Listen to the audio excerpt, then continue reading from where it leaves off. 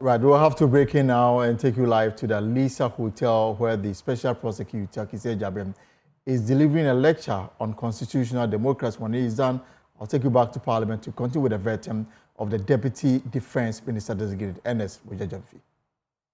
Meaning to my life, in my estimation, because the job requires so, the job demands so.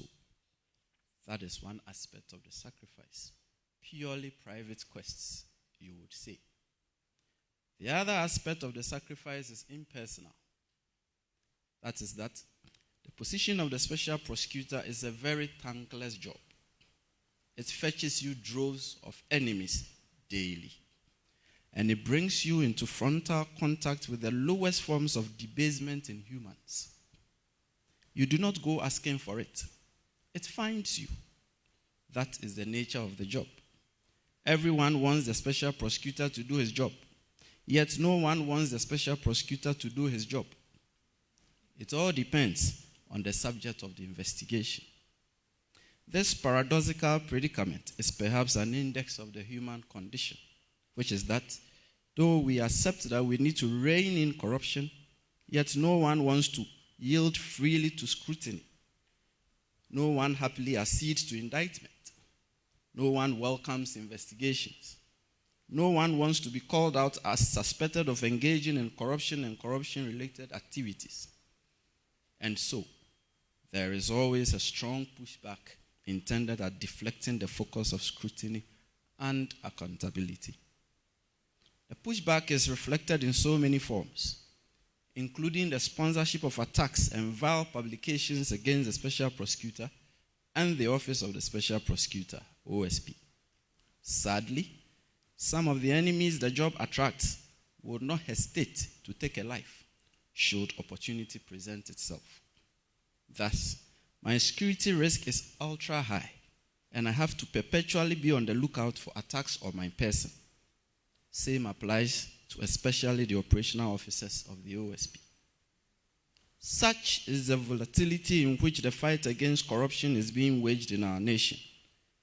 And the only fine hour of the job is the hope that one is helping to build a just and fair society.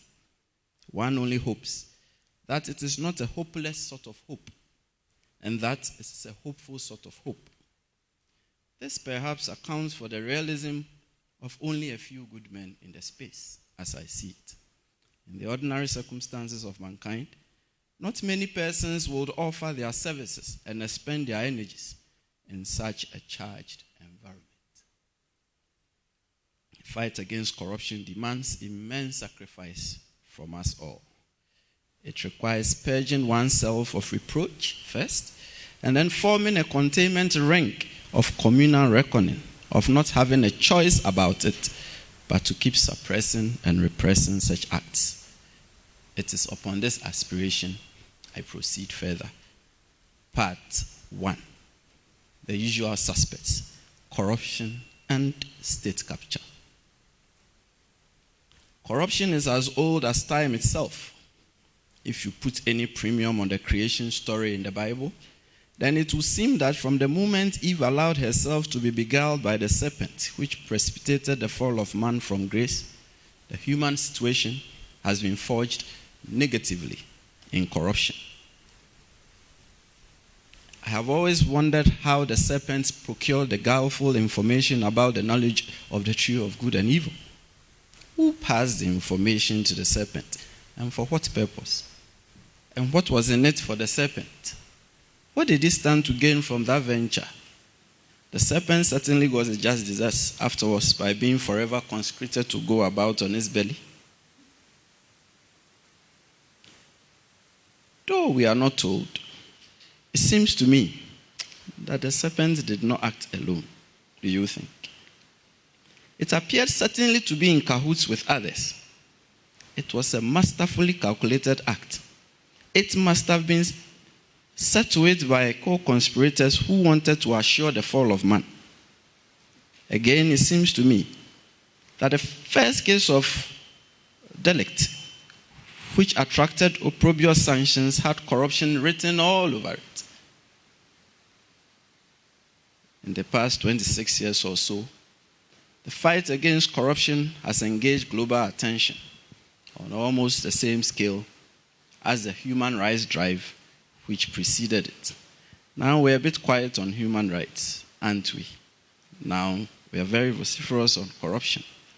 From the applaudable efforts by Transparency International, which took it upon itself to fight global corruption through the augmentation of the fight by other international organizations, notably the Organization for Economic Cooperation and Development, OECD, and the United Nations Office on Drugs and Crime, UNODC, further through the adoption of national policies, laws, and regulations by states, to the involvement of civil society and corporate bodies, the fight against corruption is presently a universal bride. Perhaps we cannot describe the melee of corruption better than as captured by our own Kofi Annan in his foreword on the General Assembly resolution adopting the United Nations Convention Against Corruption. I'd like to repeat this quote. Doesn't like my left hand. Corruption is an insidious plague that has a wide range of corrosive effects on societies. It undermines democracy and the rule of law. It leads to violations of human rights. It distorts markets, erodes the quality of life, and allows organized crime, terrorism, and other threats to human security to flourish. We would agree with our departed brother Kofi Annan, and much energy and scholarship have been expended on the challenges confronting the fight against corruption. I have no intention of boring you with an enumeration of these well-known and oft-lamented difficulties. We know them all so well, and they play out so debilitatingly in the politics of anti-corruption. Actually, we owe a disconsolate tribute to the challenges as a reason for the unhappy state of the fight against corruption. In my estimation, corruption begets morally opprobrious conduct. It engenders greed and individual interests.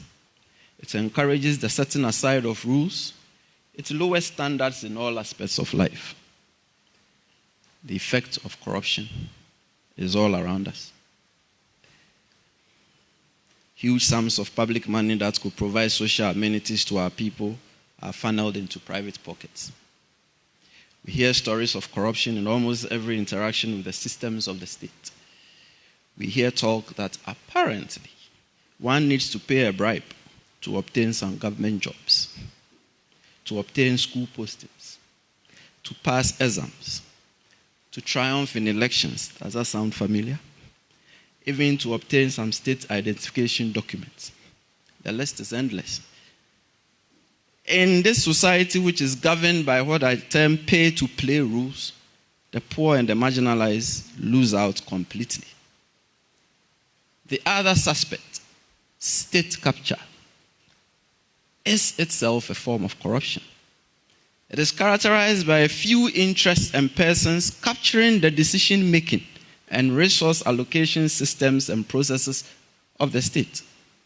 In effect, the captured economy is nothing more than a reflection of the few captors who steer the nation solely for their private benefit to the woe of the aggregate national interest. The few captors become the state, and the state becomes them. The state is then reduced to merely a sort of private property. In this scheme of affairs, nothing stands in the way of the few captors, and they engage in corruption to fantastic degrees. Part 2. Disappearing acts. We know we must act. We know we have no choice. The question has been, what course do we take? And how do we stem the tide of corruption and its satellite moon, state capture?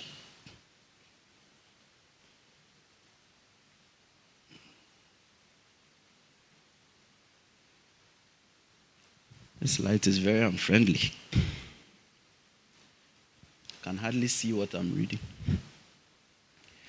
It was a rather curious push against corruption that heralded our independence from colonial rule, which all came together by a conglomeration of interrelated events which commenced severally in the past and culminated in historic occurrences on one day, 9 years before independence. Thank you. Still to that. Yeah. Thank you. Right. It's better now. I can see. In the morning of Saturday, 28 February 1948, exactly 77 years to the day, members of the ex-servicemen's union, especially those in Accra, must have felt very upbeat that by the end of the day, their long drawn-out grievances against those in authority would be well received by the head of government and perhaps usher in a turnaround in their fortunes and that of the country.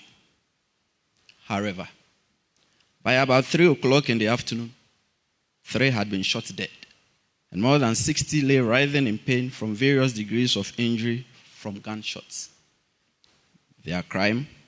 They had been minded to assemble and symbolically march in a peaceful and armed procession to present a petition to the colonial governor at his official residence at the Christiansborg Castle in Osu.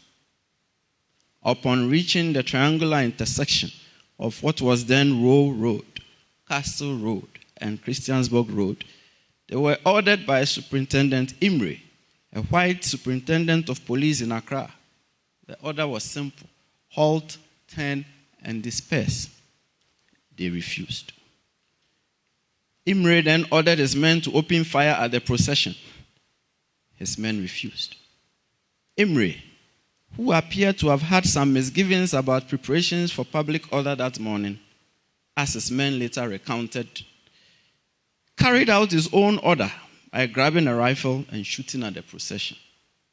The painful irony was that the ex-soldiers had survived brutal battles in the Second World War, only to be mowed down by a police officer of the empire they served for simply participating in a benign procession intended for the presentation of a petition. These events are well known and well documented. It is their contextual significance, which I will state presently, that invites me to their revisitation. Let's pause for a while. That day also held another significance. It was the day on which the boycott of European and Asian stores, which had been observed nationwide from January 1948, was to end, and the reduction in prices of certain commodities was to come into effect. Our people expected a bountiful price reduction. They were to be disappointed. The price reduction was not what they expected. It is also well documented that these events precipitated a 5-day looting and overrunning of European and Asian businesses in Accra and other towns as news of the killing of the 3 ex-soldiers spread. While the reports of the Commission of Inquiry into what was described as disturbances in the Gold Coast attributed the primary cause of the riot to the shooting incident on 28 February, the extensive testimony the Watson Commission took from our people showed that the contextual significance of these events was largely a fight against corruption. Of long-held and widespread frustration and disenchantment at corruption and abuse of power by the colonial government and European and Asian businesses organized as the Association of West African Merchants. The ex-soldiers were being dealt a very raw deal. At the commencement of the Second World War, the colonial government enticed them with promises of jobs and lucrative pensions after service in the army and participation in the war. So they were shipped off to fight in what is now Myanmar. Now, upon their return, and about 3 years after the end of the war, the colonial government had reneged, and it showed no inclination to make good the promises. Indeed, the governor, who had just assumed office 6 weeks prior to 28 February, totally misread the events of the day. He appeared to view the occurrences on 28 February as an unprovoked challenge to his authority, because he had assumed that the protests had been organized by local politicians. His reaction was then to imprison 6 of the prominent politicians. The ex-soldiers were not unique in their agitation. This is what the governor did not realize. The general population was highly disenchanted with its state of affairs. There had been widespread protests before 28 February against low wages, abusive working conditions, and undue hardship propelled by the insensitivity of the colonial government and the corrupt practices of the Association of West African Merchants, which included price fixation, price gouging, and conditional sales.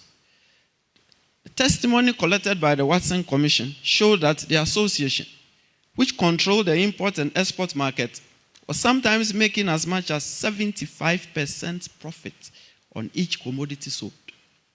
Indeed, so pervasively corrupt were their activities that the acronym of the association, AWAM, became synonymous with unfair, corrupt, and fictitious practices and conduct.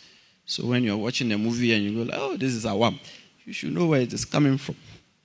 This was our state as we stood on the brink of independence. We fought grand corruption perpetrated against us by foreigners. Maybe we inherently loathed corruption. I'm talking in the past tense. Maybe we engaged in that struggle because it directly affected our income levels and livelihoods. Of course, if someone is price gouging to 75% abnormal profit, you would rebound on it. Maybe it was both. The point is that we did fight. A good fight, it was too. 9 years later, we became independent. Then we took over our own affairs. And here we are. In politics and business, we became masters of our own destiny. What did we do? Need I tell you? We descended into the fray. Now we were in charge. Since then, we have been unable to put a secure lid on the cauldron of corruption, and our efforts appear to be disappearing acts. Indeed, as my brother Senor alluded to, every government we have had cited corruption in its predecessor government. It has been such a race to the bottom that the easy excuse of all the coup makers and plotters, successful and unsuccessful, has been to level corruption charges against those they overthrew or attempted to overthrow. On this score, I'm not taking the coup makers and plotters association to task. That is not why we are here today. We will revisit that another day. Today, I'm only saying there was indeed corruption at every turn and time. So they could easily mount an excuse on that mount to overthrow or attempt to overthrow a government. As a result, we have had about 50 corruption-related commissions of inquiry and 5 successful military coups in the name of fighting corruption. We are parties to several international treaties on corruption, including the UN Convention, which we ratified on 24 June 2007. We have passed several legislations designed to tackle corruption. We have redefined corruption and enhanced the punishment for corruption-related offenses from misdemeanors to second-degree felonies.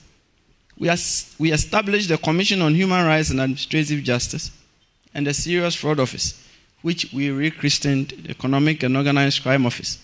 And we established the Financial Intelligence Center with the same intended purpose, though to a limited degree.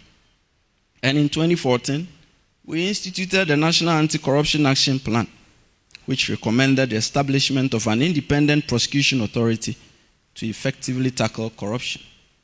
You would recall that the prevailing thinking was that the Attorney General, being a member of Cabinet and the chief legal advisor to the President, was not well suited to investigate and prosecute members of a government to which he belonged. And after decades of contemplation and experimentation, we created the Office of the Special Prosecutor, OSP, as a flagship anti-corruption institution with a unique fourfold mandate of investigating corruption and corruption-related cases, prosecuting suspected offenders, recovering and managing assets, and taking steps to prevent corruption. The advent of the OSP, once again you would recall, was forged in immense controversy. Let me take you back to the 2016 presidential elections. Corruption and corruption-related issues were rather topical during that campaign season. owing to the ever-present, unexplainable, and questionable acquisition of wealth in all sectors. The opposition candidate hopped on to the anti-corruption train with a bouquet of promises. He promised them to adopt the Anas method in fighting corruption, in reference to the style employed by Ghana's foremost investigative journalist, Anas Arimia Anas, of naming, shaming, and jailing. He also promised to create and establish a specialized independent agency to fight corruption. He christened it the Office of the Special Prosecutor. He won the election against the sitting president with a convincing margin. The campaign promise of the creation and establishment of a specialized independent anti-corruption agency was then seemingly fulfilled. So in December 2017, Ghana made its most decisive statement on the strife against corruption with the passage of the Office of the Special Prosecutor Act 2017, Act 959, which established the OSP. The Act came into force on 2 January 2018. It was then followed by the enactment of 2 legislative instruments, the Office of the Special Prosecutor Regulations 2018 LI 2373 and the Office of the Special Prosecutor Operations Regulations LI 2374. Professor, whether fortuitously or by design, establishment of the OSP was in fulfillment of a treaty obligation. Ghana was required anyway, under Article 6 and Article 36 of the UN Convention Against Corruption, to establish an independent specialized authority to combat corruption through law enforcement. The intended design of the OSP was a cure of the inadequacies of the traditional anti-corruption regime characterized by the lack of real and enforcement powers. Hence, the OSP's multifaceted reach and outlook. Its independence by law was intended to be assured in the proper sense. I keep using the word intended. As the special prosecutor retains full authority and control over the investigation, initiation, prosecution, and conduct of cases. The OSP, unlike other institutions, is required to snoop around everywhere in whatever sector. And its mandate does not rest only in respect of public officials. It extends also to politically exposed persons and private persons. The reach of the OSP goes beyond the borders of Ghana. In this sense, the OSP has a mandate to investigate and prosecute corruption and corruption-related offenses committed in Ghana or in a foreign country, so far as the act constitutes corruption or corruption-related offense in Ghana, and the act was committed by a national of Ghana or against a national of Ghana. So elegant, it seems on paper. So joyful it sounds to the ears of the anti-corruption campaigner until you go in. Beyond the seeming good feeling and the paper promises, never mind that the promises are written in a statute. Graveness stares. The very existence of the OSP is hemmed so tightly as if in a vice, in an attempt to scuttle it. It should perhaps not be surprising, as its creation itself was greeted with immense skepticism. And it was attended by argument against argument as to why it was needed at all. Will it not be a duplication of institutions? Will it be allowed to function properly? Do we even need it? The questions poured. In fairness, the questions themselves were not altogether problematic. After all, we must carefully examine the utility of the creation of institutions. However, the result was the creation of an institution with never before seen powers and mandate. Fine. Yet, with a plethora of half-hearted statutory provisions which effectively tie its hands behind it. Along come the death knells. Not infrequently, we hear calls, a lot of the time, from very high places, that the OSP should be scrapped and that it serves no useful purpose. If indeed that is what we want to do, then let us do so. On another score, there have been and there are attempts to discredit the office and its principal officers unfairly and unjustly, attended by formidable resistance and pushback. Often, the attacks on the office and its principal officers are mounted by persons who are at the short end of an investigation or prosecution and the associates of such persons. The effect of the existential challenge confronting the OSP is that though the nation collectively acknowledges that we must fight corruption, yet there is also a specter that the flagship agency designed, even if imperfectly, to fight corruption is not needed and should be disbanded, while others actively undermine it and its principal officers. This has translated into a rather curious cycle. First, the outburst of an outcry when the OSP acts, and an outcry when it is seen as not acting. It is as if we do not know what we want. The situation in Ghana now is, and I stated this earlier, we must fight corruption, but we must not fight corruption. That is our state now. It all depends on where we stand in respect of an investigation. Our collective behavior shows that we do not reward integrity, and we do not want to reward integrity. The biomalady of corruption and state capture has every intention of staying with us unless we act. In their various manifestations, they inhibit our progress and dissipate our resources. We experience their debilitating effects all around us in their full force, and they are ingrained in our society much like rituals. Meritorious or otherwise rightfully deserving standards for the allocation of opportunities and resources are eluding us. The abuse of entrusted power for private gain is the currency. Misrepresentation of events and facts for pecuniary gain has never been this attractive. And then there's a sprint for the inordinate control of state institutions and the public decision-making process. State institutions are being neutralized as appendages of individuals, and existing laws and the legal system are being weakened for private gain. Then, to further sink ourselves in our ill progress, we are flighting away and secreting our illicitly gorged up bounties to other jurisdictions to avoid detection and to evade recovery. And it seems to me that no one can put an actual price tag on the attendant social and economic cost of corruption and state capture. These are endemic in several sectors in the economy. A notorious suspect is the extractive industry. Offshore, we are confronted with the scourge of oil bunkering. On land, we are bedeviled with wanton destruction of protected forests and real property, and the mind-numbing pollution of our water bodies, all in the name of making wealth. Go ahead, get paid. We are standing at a single spot and spinning around slowly on one foot in a circle, much like a gyroscope. The conversation has become very sterile. The fight against corruption is proving to be an unruly bride indeed, I said some time ago.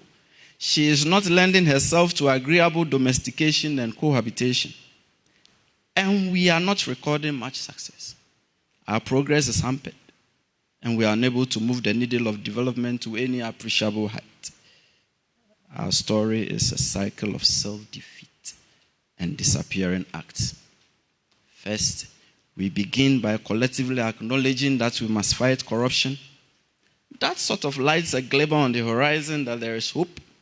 Then we dim the glimmer by approaching the enterprise of the fight against corruption half-heartedly. That is to say, we appear to know the cure to the malaise, but we are unwilling to take the medication fully. It is as if we do not want to actually cure it. It's as if we want the disease, though we reckon it is slowly killing us. I dare say it is quite a head scratcher.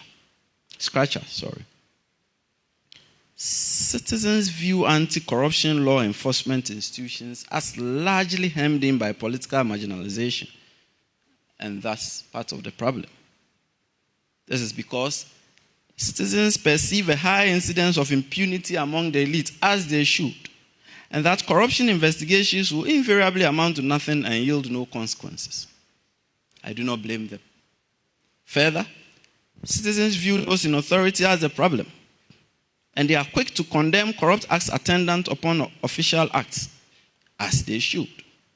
Yet, citizens play a significant role in the problem through acts of open support for official corruption and sometimes participation in same. Given the Ghana Institution of Engineering lecture about 2 years ago, I said this, that on another score, not too infrequently, the public decries the state's longevity and quality of our infrastructure. Why do we not have the best infrastructure as they do in some places? The citizen ponders. Why are our roads so bad? The motorist asks. This stretch of road was constructed just 2 years ago. Why has it developed craters for potholes already? He quizzes further. Whoever designed this roundabout or intersection does certainly live on another planet, a bystanding observer muses. Whose idea was it to design and fit such a closed-up claustrophobic casket of an elevator in such a huge and busy public building? A visitor fumes. Whoever designed the approaches and accesses to this building is certainly not a friend of disabled persons. Another visitor contemplates. We hear like complaints daily. We see the sources of the frustration and grumbling all around us. Professor, we may attribute some of these defaults to the poverty question. After all, if we had a wherewithal, we could insist on the very best and will not have to sort of beat back on the designs and construction of projects. We may not be inclined to output and accept the not so very best in that regard. And so, we may link some of the sources of the public consternation to the maintenance question, the lack of it, I mean, which in itself is likely an offshoot of the poverty question. Or we may trace it to our collective attitudes, if I may ask. From where I sit as a special prosecutor, poverty notwithstanding, I place these ills firmly at the door of corruption and state capture. They beget our poverty, which further begets more corruption. It is a poverty trap. We have to spring out of it to meaningfully develop. Simply put, we have managed to build for ourselves a solid culture of illegal and unfair gain, and it is strangling us. Part 3. I'm bringing it down. Glimmer on the horizon. It is not all despair, though. There is a glimmer on the horizon. The constitutional review process presents us with a golden opportunity to change the narrative and to get things effectively and efficiently working. We should transform the Constitution by weaving anti-corruption concepts and institutions tightly into its outlook and reach. And I am so glad that the chairman of the Constitution Review Commission is my reviewer. Professor, this is directly to you and your team. And right thereupon, after doing that, we should build on that framework a robust and pragmatic wave of statutory detail to give firm effect to the constitutional provisions to render corrupt activities high risk and ultra costly and unattractive enterprises. To do this, 4 truisms must guide this exercise. First, it must be borne in mind that the law always appears to be a step behind criminal innovation. And as technological advancement ushers in marvels hitherto unknown, perpetrators of corruption devise sophisticated ways adapted to avoid detection. Second, it should occur to everyone here that truth is always the first casualty in any criminal inquiry. Those who engage in grand corruption are wealthy. They possess the means and the wherewithal to mount formidable campaigns of misinformation and truth distortion. They also pose a real and present danger to anti-corruption officials through intimidation, open threats, and actual harm, even to the point of killing. Third, corrupt activities are the most difficult to prove, as they are carried out in stealth, and the state of mind accompanying such acts are often unclear. Fourth, corruption prevention is preferable to after-the-fact models of fighting corruption. This is because it is more productive and cost-effective. Better to prevent the outbreak of a stitch than to seek to sow it after it ensues. Upon this foundation, we must situate the fight against corruption in a comprehensive philosophical context. The lecturer in me is coming out. By this, I mean that we should examine the regime from an introspective reflection. Are we doing this because we believe it is the right thing to do? And will it produce the best results or consequences? On this score, we have to conceptualize anti-corruption legal concepts in a fundamental manner. That is, a review of the historical, philosophical, linguistic, economic, social, and political implications of law. Only then will the anti-corruption quest have real meaning as being firmly secured by law. This is because what may work in other jurisdictions may spectacularly fail here, and what may amount to corruption in other parts of the world may not necessarily fit in our worldview. All I'm stating is this: we must link our laws empirically to the facts of our lives. This is because the development of law is not just a construct intended to guide human conduct. There is a larger objective of formulating law and viewing it essentially as a drive from its evolution to its future direction as a tool for social change. So, Professor, a great starting point should be the reckoning that gift giving is ritualistic in our society. It is always difficult to distinguish between the lawful and the unlawful when it comes to gift giving in Ghana. And so when a bystander lends a hand to assist you to lift the side of your vehicle that is hanging over a gutter, he expects you to show appreciation by giving him a token cash sum. Well, these days, the bystander will actually demand the cash and may probably verbally abuse you if it does not forthcome. It didn't used to be the case, but now that is it. Professor, as you are reviewing the Constitution, it should also occur to you that in some of our traditions, and as recognized by our courts, where a person is gifted valuable property by a donor during the lifetime of the donor, the donee is expected to present a symbolic gift as aseda in acceptance of the gift. Who does that? We do that in Ghana. It's perfectly acceptable and it's been blessed by the courts. Indeed, the absence of the symbolic gift in acceptance of the valuable property may, in some cases, render the gift ineffective and be subject to contention. If you were indeed gifted this by your grandfather during his lifetime, did you present aseda? Ritualistic gift giving. Then again, in some of our traditions, a notification of bereavement will be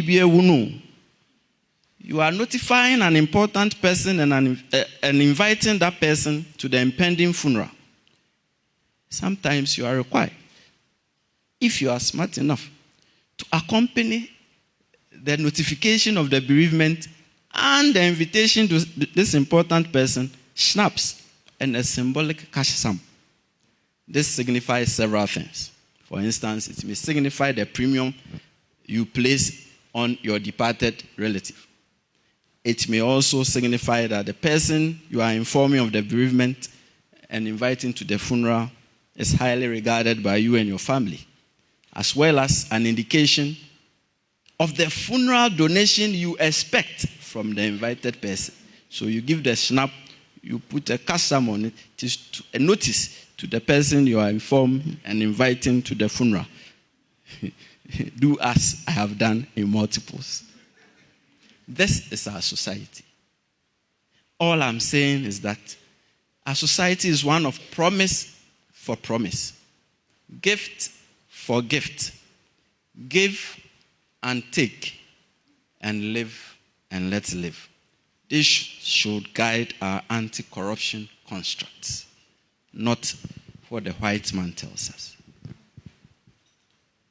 Further, we must always be quick to realize that the world is run on self-interest as we formulate our laws. Each one of us sitting here silently reflects on the question of what is in it for me when you are engaged in whatever vocation or activity you find yourself in. It is the desire for self-preservation. It is natural. It is also the desire for self-enhancement. These drive our actions. Situate this in the craft of statehood.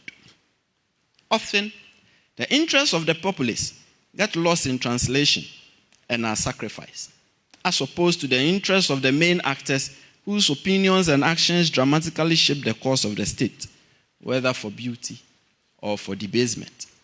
There is always this old subtle trick in statehood. The main actors make believe that the good of the populace is so dear to them. They are always quick to tell and remind the populace that they have their best interests at heart. For the most part, this trick works, especially when the population is indoctrinated enough. Chinua Achebe summed this up so well in A Man of the People, a novel which eerily captured happenings in society. Professor, I will attempt to illustrate my point with the biblical trial and execution of Jesus. Do not get me wrong. I am not trying to preach. I am the least qualified to. But 4 characters deserve mention as I bring things down. First, Judas. He has been vilified enough in history, and his name has gone down in infamy. Indeed, his name is a synonym for traitor. Maybe he deserved it. However, I see things differently. His actions tell me a very different story from what the Gospels portray him to be. I do not think he set out to betray Jesus at all. To me, he was just a con artist who set out to defraud the high priests and cash in a handsome amount. The man had been with Jesus for a considerable time, and he witnessed the spectacular miracles recounted in the Bible. He probably never at any moment thought that Jesus was amenable to capture. It was more probable than not that he thought Jesus would vanish and escape any attempt to capture him. Think about it this way. After all, Jesus had previously inexplicably escaped the throng of people who were desirous of throwing him over a cliff. He simply walked through and away from them, the Bible recounts. Therefore, in the estimation of Judas, Jesus would escape again, and he would get to keep his small fee just for revealing Jesus' whereabouts to the authorities. Just that, I will do. So his interest was very simple: getting paid, not betrayal. Next, the high priests. All in the context of statehood. Their interest was clear enough. Jesus was bad for their business. They were losing their audience to this upstart who was pulling crowds and claiming to be the Son of God. They feared that it was only a matter of time their synagogues would be emptied of the faithful and they would lose their perch as the very respected and influential spiritual leaders. So, better to contrive charges against him and have him taken away from the scene permanently. Now, let us call up Pilate. He was the governor of the Roman province of Judea at the time.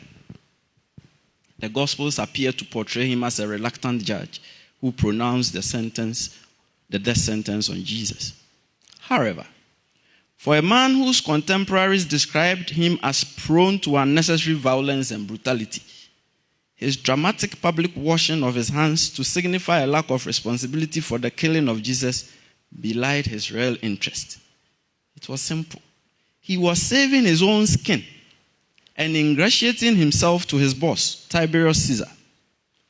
This is because Judea was extremely volatile at the time and characterized by violent protests and unrest. Pilate's high handling of affairs had not gone unnoticed in Rome. Therefore, the Jesus trial and execution provided him with a wonderful opportunity to appease the people, 1, and their leaders, 2, and not to attract unpleasant sanctions from Rome, 3. That is all it meant for him. Finally, the people, still in the context of statehood. What was their interest? Those who were screaming, crucify him, crucify him. It appears difficult to apprehend even to this day. Yet, they were still screaming and calling for the execution of the man and for the freeing of an accomplished criminal on top. In the scheme of affairs, consider it this way. Judas satisfied his interest, albeit with unintended disastrous consequences as his con game went seriously awry. Next, the interest of the high priest was very served. Jesus was permanently taken off the scene, and they regained their influence and respect among the people.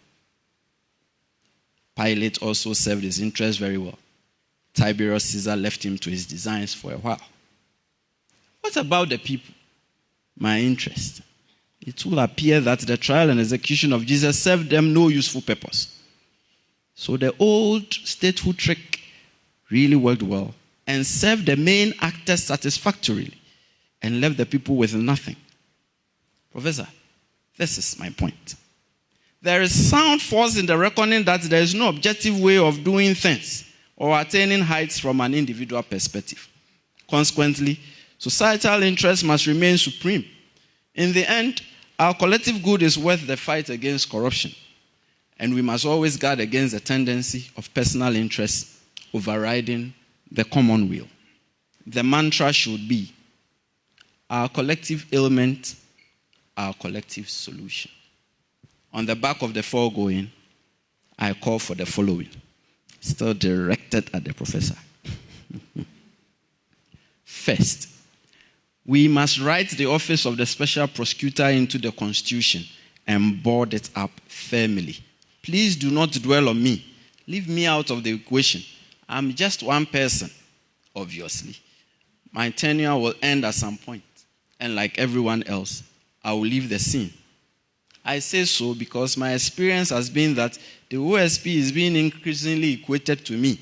It is as if I'm the office, and the office is me. Sometimes it feels as if the fight against corruption is solely my concern. I dare say that personalized spotlighting is without any utility. So leave me out of the equation. The focus should be on building institutions that stand the test of time. From my experience, the OSP represents our best bet in fighting corruption. Its present attributes, mandate, powers, and reach afford it a pole position as the foremost and focal institution in tackling the problem. However, the OSP does need a lot of tweaking, though, to render it fully fit for purpose. Its independence must be fully assured, and its powers and mandate should be enlarged and enhanced. The job is daunting. We must be fully kitted for it. Therefore, the quest should be an entrenchment of the fight against corruption in the Constitution, a retrofitting and full equipment and installation of the foremost anti-corruption law enforcement institution from political marginalization and reprisals. Second, we've gone over this, it's become an overbeaten path, but we need it. We must enact a comprehensive Corrupt Practices Act to frontally address all forms of corruption and corruption-related activities. This will afford us the opportunity to clearly and concisely set out what we mean by corruption and corruption-related offenses. The present formulation under Section 79 of Act 959 is unhelpful and circuitous. It engenders confusion. It is symptomatic of our penchant for crafting criminal legislation in a very arcane and runabout fashion, instead of simply stating what we mean to say, which then festers decades of debate as to what act, if at all, has been criminalized. Let me share an example. In Section 104 of the Criminal Offences Act, 1960, Act 29. Instead of simply stating and describing the sexual acts we were prohibiting, we chose to say that we were prohibiting unnatural carnal knowledge. We then proceeded to define unnatural carnal knowledge in the most unhelpful manner by stating that unnatural carnal knowledge is sexual intercourse with a person in an unnatural manner or with an animal. Sexual intercourse with an animal is straightforward. However, what does it mean to say sexual intercourse with a person in an unnatural manner? So it requires you to know what sexual intercourse in a natural manner is. Breaking news. We did not define sexual intercourse in a natural manner. Go figure it out yourself. You should be able to. Don't ask me. I don't know. But that is what we do to ourselves. Why adopt such a formulation when we can simply describe the act? Similar thing we have done with the definition of corruption and corruption-related offenses. Even me, a special prosecutor, I don't know. It's confusing. Because you have to go about and figure and tear things out just to decipher what this code means. We selected 10 sections from Act 29 and one subsection from the Public Procurement Act. Then it seems when we did that, we got tired because we then proceeded to throw in a blanket provision, my quote is coming, which refers to existent offenses under enactments arising out of or consequent to offenses to the selected offenses. This is what you have as corruption and corruption-related offenses. What does it mean? Don't ask me. We're still trying to figure it out. This is inelegant and unclear. It's unhelpful. We are stultifying ourselves with these preventable shortcomings in our formulation of laws and the legal fictions we employ to prop up legal principles in a seemingly unsuccessful attempt to give them a semblance of validity. We will do ourselves a world of good if we state out clearly and in simple terms the acts and conduct we are prohibiting. On this score, we must forcefully address unexplained wealth, not only among public officers, but also private persons with biting lifestyle auditing. Then again, we must highlight the vexed question of the opacity attending political party financing and the monetization of public elections. This will surely change the narrative. Third, we must set up specialized anti-corruption courts, manned by especially trained judges in the field to swiftly and efficiently deal with corruption cases. Related to this, we must, in practice, not just as written in the Constitution, assure the independence of the judiciary and fortify in it a culture of the defense of truth and the reward of integrity. Justice, fundamental to any thriving society, cannot flourish in the context of corruption. The scales of justice should remain untainted if the fight against corruption is to attain any notable result. Professor, corruption itself is curtailed through justice, and the absence of justice begets corruption. It is much like light and darkness. The brighter justice shines, the dimmer corruption gets. On this score, I also call for the establishment in our schools, at the basic and secondary levels, curricula in anti-corruption studies intended at instilling an unyielding commitment to combating corruption at every level. All I have said can be summed up in just a sentence. We must channel our anti-corruption laws as a construct for national development. End credits. More good men needed. Now we are back from the flashback. I already told you my conclusion right at the outset, and I said I was going to work my way back to the conclusion. So now we are back from the flashback. Permit me to restate my purpose. I call for constitutional reformation and a reimagination of our collective mindsets to meaningfully tackle down corruption and state capture in aid of national development. 4, it is upon the fight against corruption that we may forge ourselves decent existence. Perhaps I know how to assure my own integrity, but I do not know how to assure personal integrity in others, beyond a plea to good sense, a plea to morality, and a plea to fairness. And this is all I have tried to do in this address. A lot more good men should join the fight. The nation needs you. Esum ye druyen. Mumaye nyina nsomu bi. Thank you.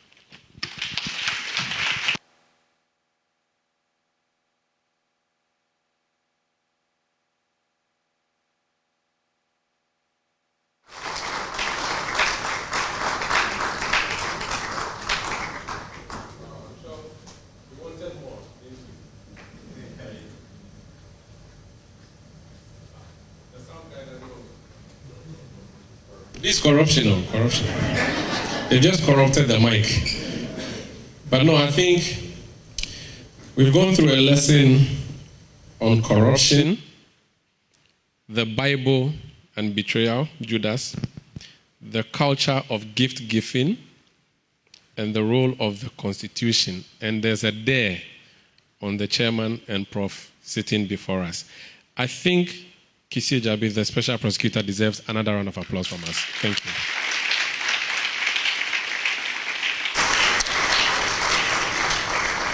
And the literal nature in which, as a student of literature, I was excited you started with a flashback. It all came together at the end, even though it started from the beginning. Thank you so much, sir. Let me acknowledge a few people who've been with us here. I've not acknowledged them in the beginning.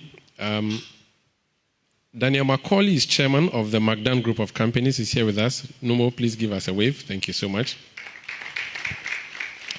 Ben Boachi is with ASEP, sitting here with us. Thank you, Ben. Samson Ladia Yenini is a member of One Ghana movement. He was a journalist, now he's a lawyer. Albert Kwashiga is head of department, public law at the UPSA Law School. He was a journalist, now he's a lawyer. And because of that, I'm at the Ghana Law School. I'm worried for journalism. It seems we are all leaving. We wish journalism all the best, which is the fourth estate that Kissi Jabin really needs. So I don't know what's going to happen. Let me also acknowledge our sponsors. Alisa Hotel, thank you so much for hosting us today. Viba Insurance Brokers for doing this beautiful work with us. And the Magdan Group of Companies, which has decided to send its chairman to come and support us as well. Thank you so much for supporting us today. Ladies and gentlemen, it's now time to do a review of the lecture. And since there's been a direct call on the professor chairman, I think it's good to hear from him. Prof. H. Kwesi Prempeh is with CDD, but he's chairman of yet another attempt to review our constitution. Ladies and gentlemen, let's invite him. Thank you, sir. Thank you, Umara. Good evening, and thank you for including me on this program. I think my good friend Kissi Ajabin is correct when he says that this is indeed a job he never sought and never lobbied for.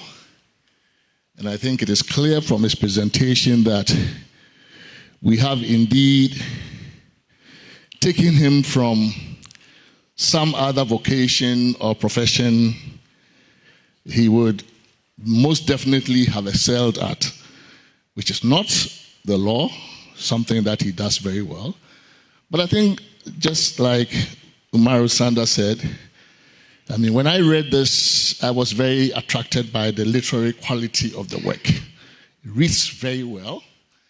I didn't know he had such flair for language and almost poetic in the way of his expression.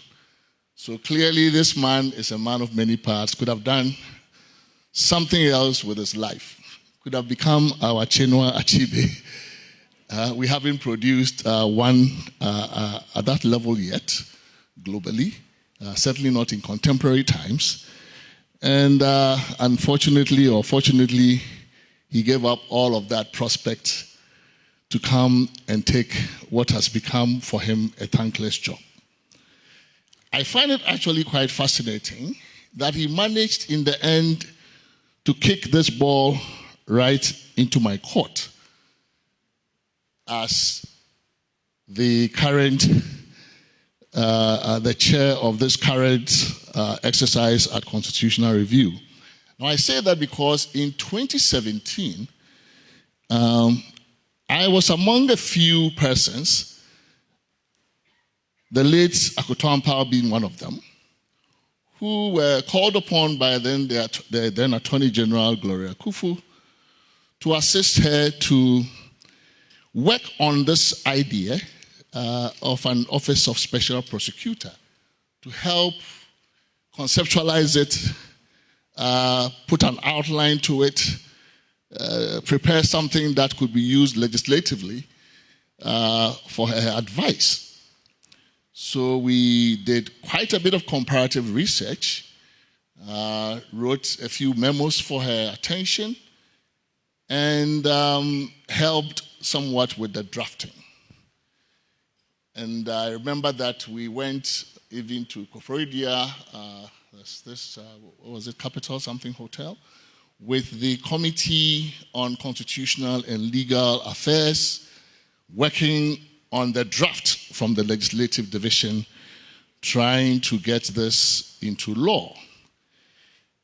And we did it with very high hopes that by trying to parcel from the Attorney General's power, trying to carve out of that a very small bit of that power that would be then delegated to or assigned to a special prosecutor, that we were going to be dealing with this problem of an Attorney General who was a politician and therefore was almost naturally conflicted out when it came to dealing with politically exposed persons. So we're very hopeful that this would work. In the course of time, I have to admit that I have become one of those skeptics about the utility of our efforts. I haven't necessarily publicly advocated the abolition of the office. Maybe I have. Sometimes I forget what I've said publicly. But I have become probably just as frustrated as the incumbent holder of that office in the various ways and means we have devised to make that office not work. So he now kicks it to me and my committee to solve the problem, right? I thought we were designing that office to solve a problem that could not entirely be solved within the four walls of the Constitution. And now, very cleverly, he makes me the person responsible somehow with my committee for finding some room in the Constitution to solve this problem. I think the call he makes is a very urgent and dire one. I think he's made a very strong case for why, if we haven't set up, that we should begin to set up. Esumnua he's talking about is not something in the distant future. It is right here, almost in a literal way, right? When you drive through the streets of Accra in the night, I don't know about you, there are almost no lights. No lights. Very dark. In the day, it's filthy. In the nights, they're very dark. It's not just Accra. These are all resource questions. Right? Simply resource questions. You travel some of the capital cities in our neighborhood. We don't like to admit this, but you should visit our neighborhoods. Don't go far. You can start from Dakar and maybe just stop part. Don't even go to Lagos. You can stop at Cotonou these days. In the night, you can see. You can see. You can drive through the cities and you see. Right? We have, for too long, punched below our weight as a country. That much is fact. Right? We enjoy a lot of goodwill. We have enjoyed a lot of goodwill from the years of independence. Strangely, despite our disappointment, we continue to enjoy a lot of goodwill. So, like I like to say, the Ghana brand is still very strong. What is left is for the product to match the brand. And the product continues to fail. Many who come to our shores to taste the product for the first time, attracted to these parts by the strength of the brand, increasingly go away disappointed. Is that it? This is it? Accra? That's Accra? I have had friends who visited Ghana for the first time tell me this, to my shame. So the call is an urgent one, and I like the subtitle, In Aid of Development. We must do this in aid of development. But I would add, not just in aid of development, but also in aid of our democracy. Because it is indeed, we are somewhat putting it at risk. If we continue to change government, if we continue to do regime change through the ballot box, which is a great thing because we never used to be able to do that in the past, we have become experts at doing that these days. Countries come to us to study how we do this beautiful transfer of power and all of that. You know, everybody's laughing. And yet, how we manage to govern so badly in the period after elections. And when you have choiceless elections, when citizens do not believe that changing the baton makes a difference, when they begin to despair that the only people who profit from democracy are those who manage to enter the political class, those who get appointed to offices, they are the ones who are experiencing a transformation in their lives. Very few others are. If we continue to play that game, sooner than later, I think, too many of the people will despair and will give up on democracy. That is very clear. Democracy is going through very troubled times globally, even in those countries that were once seen as the paragons of democracy and the rule of law.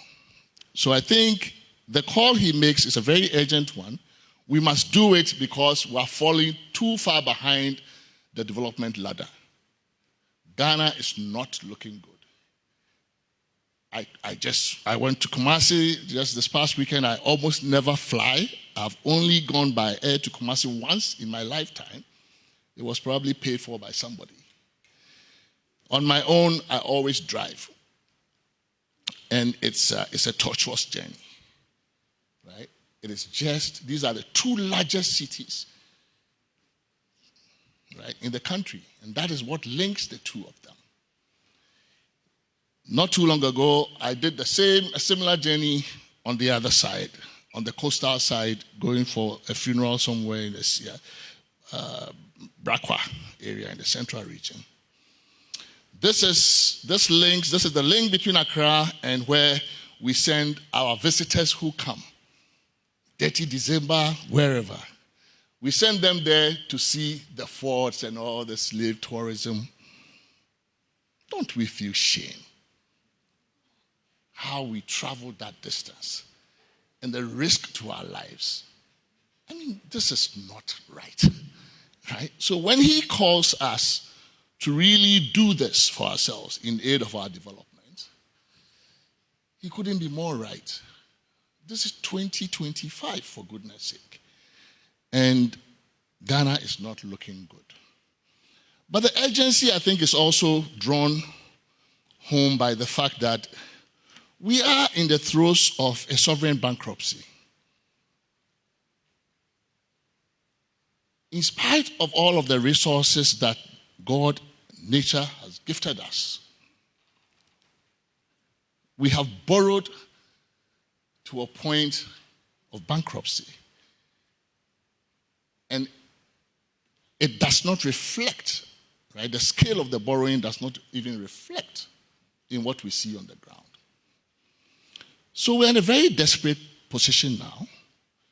Where are we going to find the resources? Trump has made good on his threats. The first time around, he just called us a shithole.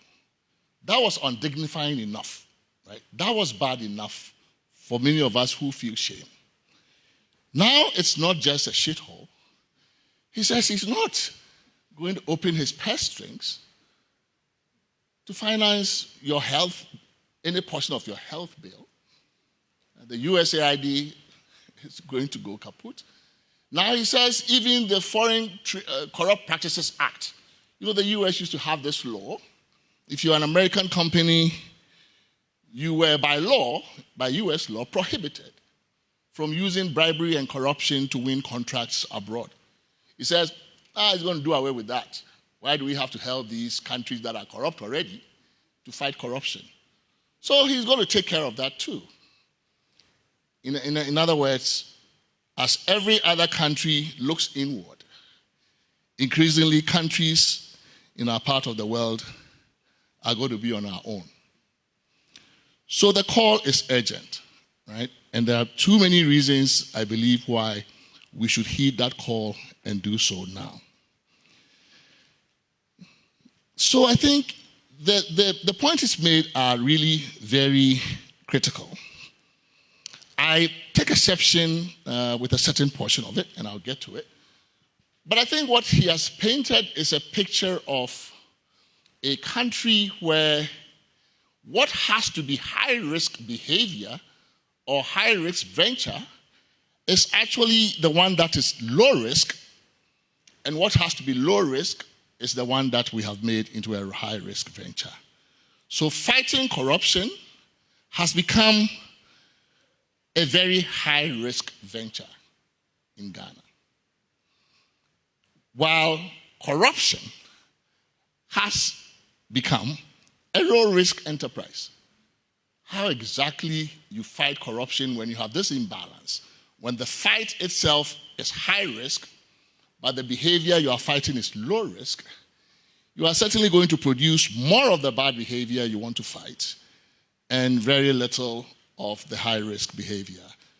So I think he makes, again, a call for us to reverse this order.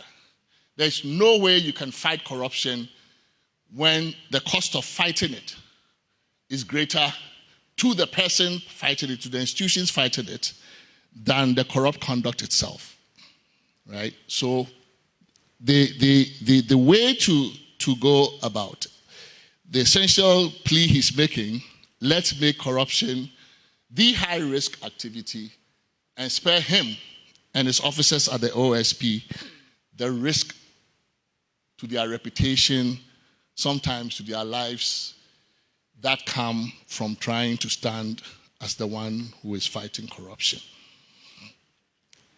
He also tried to allude to the ways in which perhaps we should re-examine some of our norms as a society.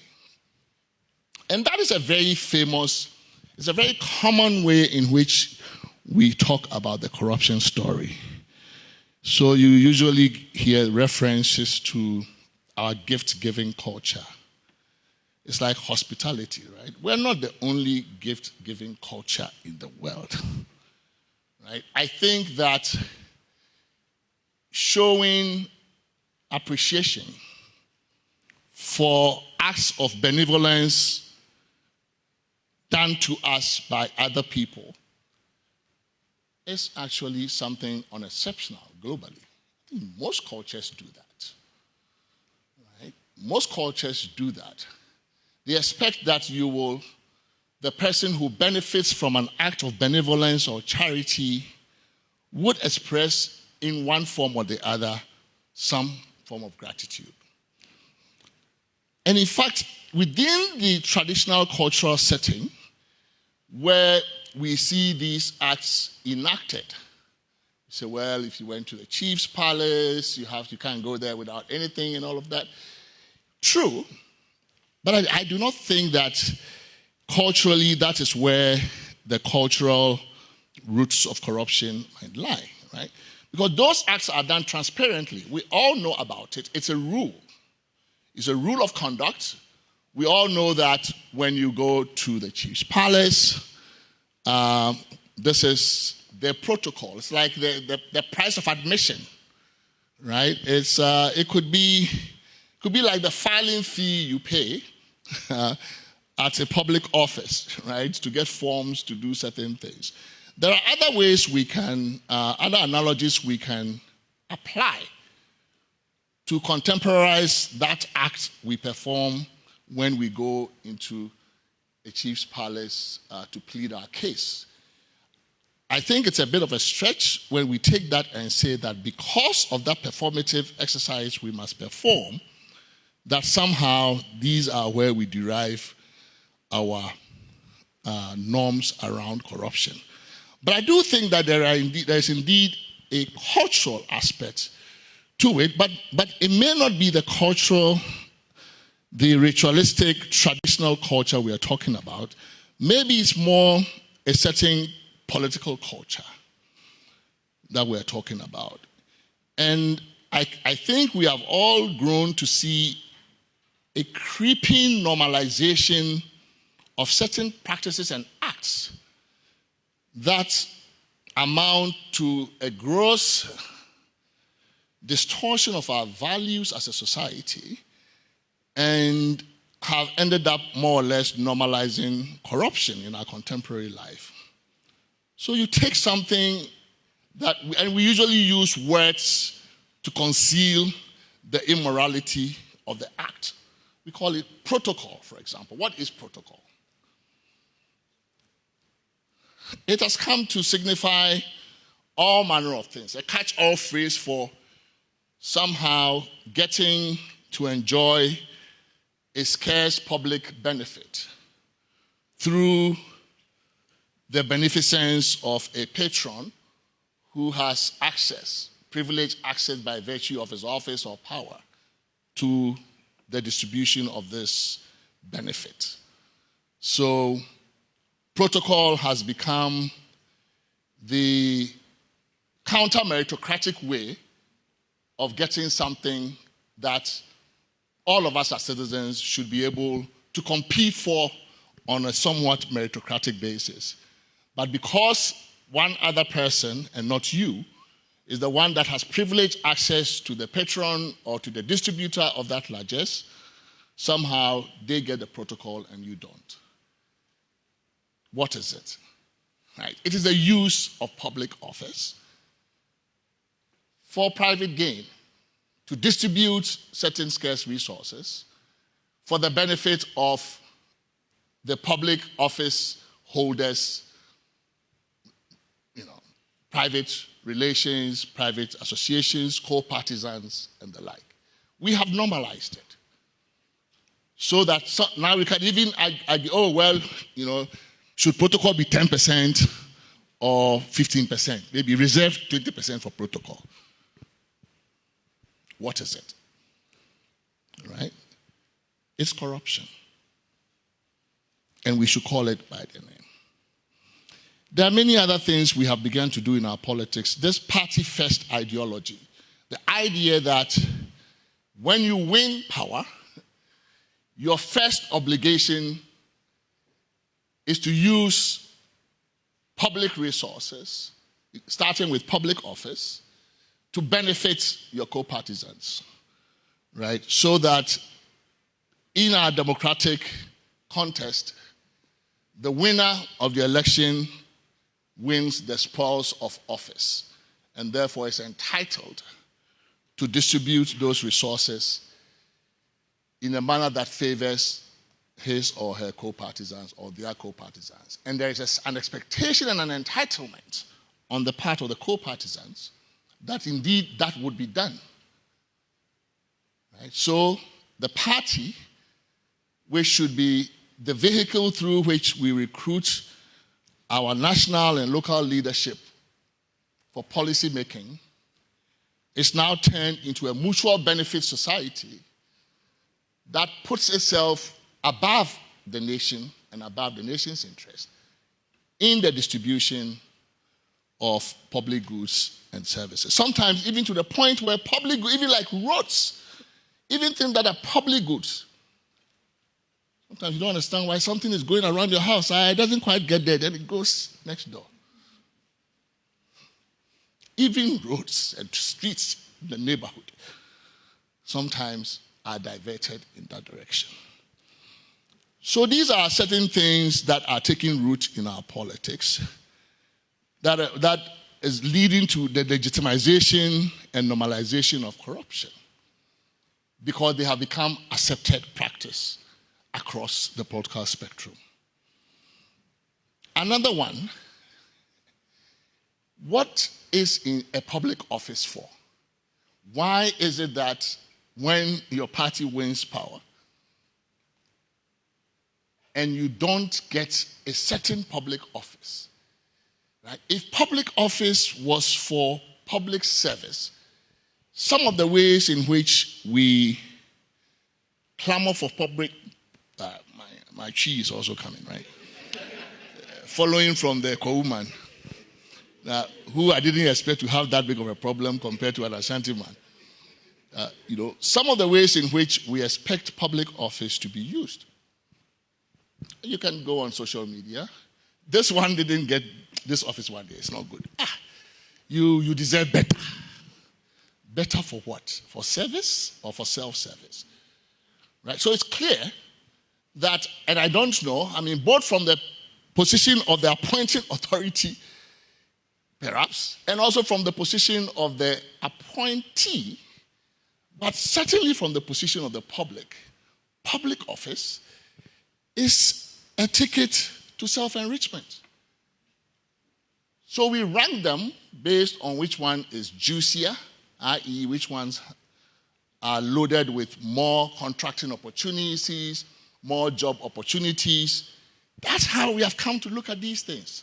So when Kissie Agyapong is talking about the people and the role we play in this, it is how we have legitimized.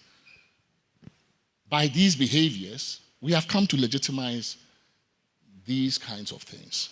And they are taking deeper and deeper roots in our politics, which is why he thinks that it will take constitutional review to change it. Because really what you use constitutions for, one of the things you use constitutions for, is to do what everyday politics will not do or cannot do easily, right? So if the political class is not sufficiently incentivized to act on something, or if they are likely to act on it in perverse ways, that sort of thing is a good candidate for putting in the Constitution. So I can understand why he's talking about this way.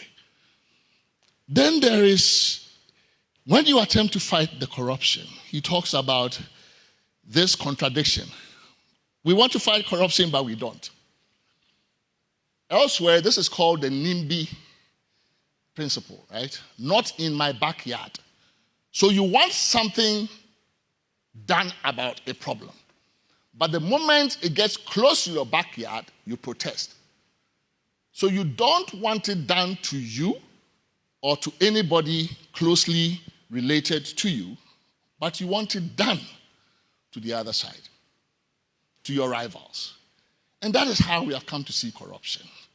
So when the Office of Special Prosecutor was set up, I think some of the initial resistance was, the expectation was that, it's going to be used against whoever then was in the opposition. So when Kissie Agyapong started then to step on certain toes, then the calls for either his removal or the disbandment of the office and the like then began to come from within, right? So we expect that it is the other person who will pay the price for corruption, but not anybody close to us. That is indeed a big challenge. If you are confronted within a political culture with this sentiment, then how do you fight corruption? I'm happy that he mentioned among the areas he thinks we should look at political party financing and campaign financing. And in fact, in the work that previous work we have done at CDD, this is stuff that even the political class, there is a great deal of demand from within the political class for something to be done about this, about the cost of politics. And in one of the sessions, working sessions that we had with politicians at CDD, we had a working group on campaign finance.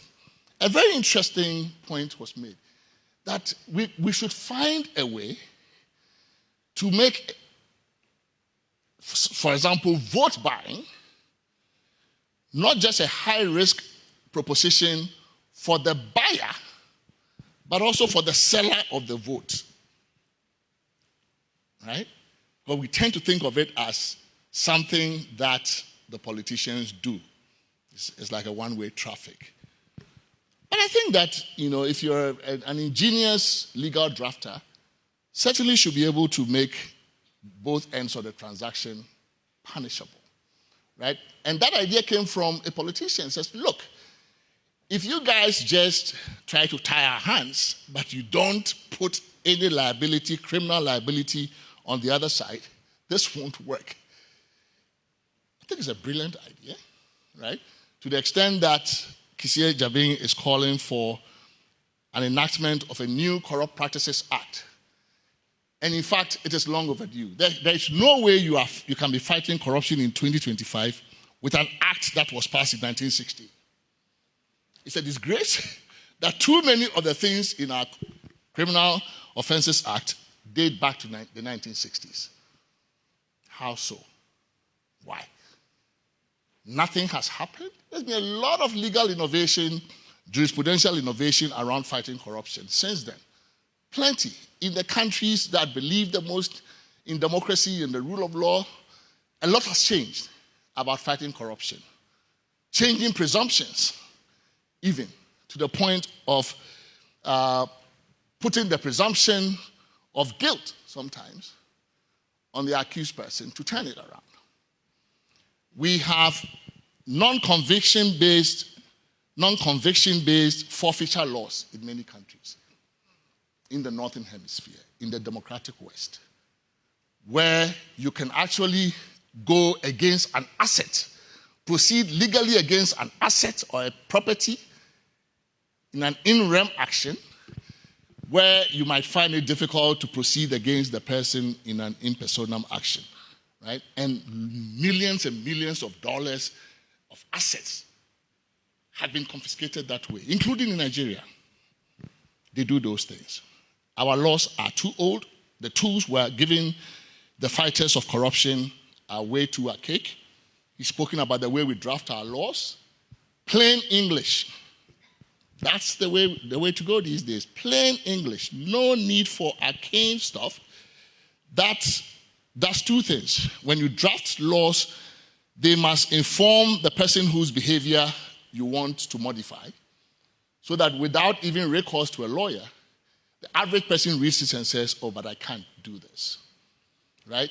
It must not take a lawyer going to a judge for interpretation before you know that the conduct you engaged in is actually the conduct that the piece of criminal legislation intended to criminalize. In some jurisdictions, a law like that doesn't put you on notice as to what it is that is criminalized, will be thrown out of court for void. It would be thrown out on a doctrine called, on the vagueness doctrine, or they'll call it, is void for vagueness. You cannot criminalize somebody when the behavior you are criminalizing is not known, plainly known to that person. We should draft laws that make sense on the face, right? He's talked about unexplained wealth loss. That's not an idea coming from the Office of Special Prosecutor or from Ghana. Unexplained loss are all over the place now, in developed countries, in democracies, in countries that take rule of law seriously. And in fact, the principle is already in our Constitution. So I'll get to answer some of his points about what we should do with the Constitution. The Constitution already gives a positive nod on the anti-corruption side through many provisions. Let's look at Article 286 and the chapter of Code of Conduct for Public Officers, chapter 24. There is Article 286, section 4. Any property or assets acquired by a public officer after the initial declaration required by clause 1 of this article, and which is not reasonably attributable to income, gift, loan, inheritance, or any other reasonable source, shall be deemed to have been acquired in contravention of this Constitution. What does it mean? It means that once you have declared your assets, whatever additional assets your next declaration shows or some investigation reveals, if you cannot explain the source of that increment in your net worth, if it's not coming from your known income, if you do not show that you've gotten any inheritance, if it was not gifted to you in a way that you can document and prove, we are going to assume. So the Constitution itself, embedded in it, is a presumption that wealth that cannot be explained is presumed to be illicitly gotten. So proceeding from that presumption, we indeed can enact unexplained wealth laws because the Constitution itself accepts the principle, right? So there are indeed ways in which in the Constitution, that important principle that we find in most countries these days, not in most countries, but in many countries these days, that are serious about fighting corruption, that principle is here. Shall be deemed to have been acquired in contravention of this Constitution. So if you cannot explain this growth in your net worth over time, the presumption is against you that you acquired it illegally. That's all an unexplained law does. And I think that there is indeed a basis in our Constitution, if we are serious about enacting a new Corrupt Practices Act, to attach an unexplained wealth law to it. He makes other proposals for the attention of the committee that is looking at the constitutional review, one of which I think the premier one is to roll the Office of Special Prosecutor into the Constitution. Well, I think, one strong case for that is that it allays any doubts as to the constitutionality of the office, right? Because there are some who continue to believe that in the face of Article, 88, the provision on the Attorney General, that the idea of an independent prosecutor is not constitutionally sustainable. So maybe this is not a question that the court has answered yet. It has answered some other aspects of the constitutional question. So he says, well, then let's constitutionalize the office. And indeed, it is not an extraordinary request. In a growing number of countries, including in Africa, the prosecutorial power is taken away from a politician attorney general. So where you have career attorneys general, remember that's where we started. At independence, we had career attorneys general, right? Jeffrey Bing was a career attorney general, subsequent attorney general, and then at some point we changed it. Where you have a career attorney general who handles prosecution, that's fine. But where you have a politician attorney general, the idea of your colleague politician leading prosecution, going to court, and that person could actually have contested you in the last election. Imagine that, right? Because we don't put boundaries around what an attorney general could be. It could be an MP, attorney general, or it could be just a minister. But we don't have any boundaries around it. So you could actually find the person you contested in the last election who feels some time, but that doesn't say anything. What does time mean? Do I have 5 minutes or do I have 2? I get your point, right? So I think that the case for that can be made, right? And it's possible. We have an anti-corruption body in the Constitution. Unfortunately, it is saddled with other functions. It's a 3-in-1 office. Maybe we could create from scratch a prosecutorial division or something, and donate the powers that are in the OSP to that body, and then maybe allow that office to do the prosecution of politically exposed persons and all of that. So I think that there is indeed good merit. Kenya has tried to do that. The Attorney General in Kenya does not prosecute at all. There's a Director of Public Prosecution that now prosecutes all criminal cases, and that is a constitutionally independent office who has to be appointed with the approval of Parliament and that kind of stuff. So there are a number of countries in moving that direction. Sierra Leone has a SRAC-type body that also has prosecutorial power. So there are models out there we could look at. So on the whole, I don't find much about his speech that I disagree with.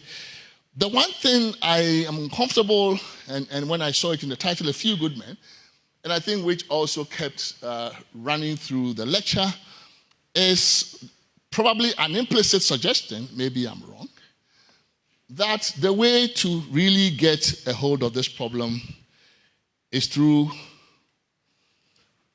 a fight about morality. That this is a fight about morality. Now, I have always been worried about corruption waged as a moral crusade. Not that I do not believe that there is a moral content to the problem, but I think that given scarcity of resources, if you are going to fight corruption from the moral side, if it is going to be about growing the number of good men and women, then it is going to be a very tall order. Why do I say that? I think corruption, like any crime, happens when two things meet. When motive meets opportunity, right? Motive comes from many different, in our system, it could come from economic insecurity, right? People, you are in the public office or you are in a private place, you are getting close to 60, you haven't finished your project, as they call it.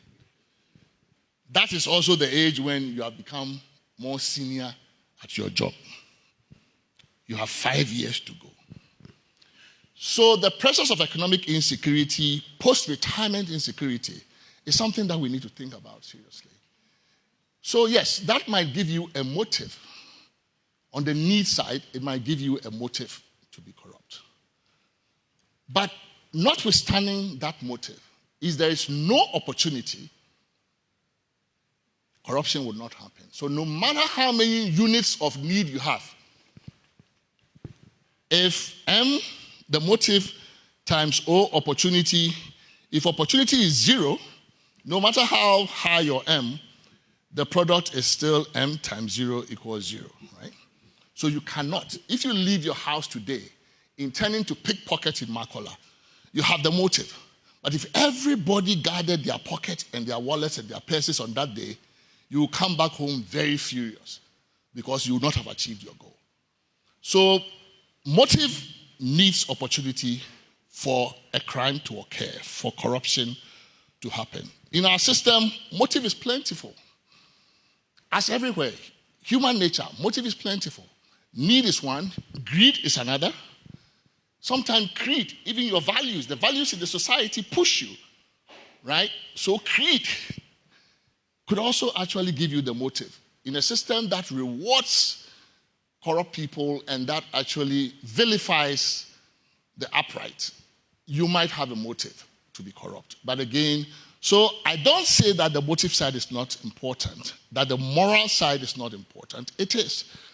But given scarce resources, I think that an office of special prosecutor, any government institution, should be designed around making sure that the opportunities for corruption are reduced.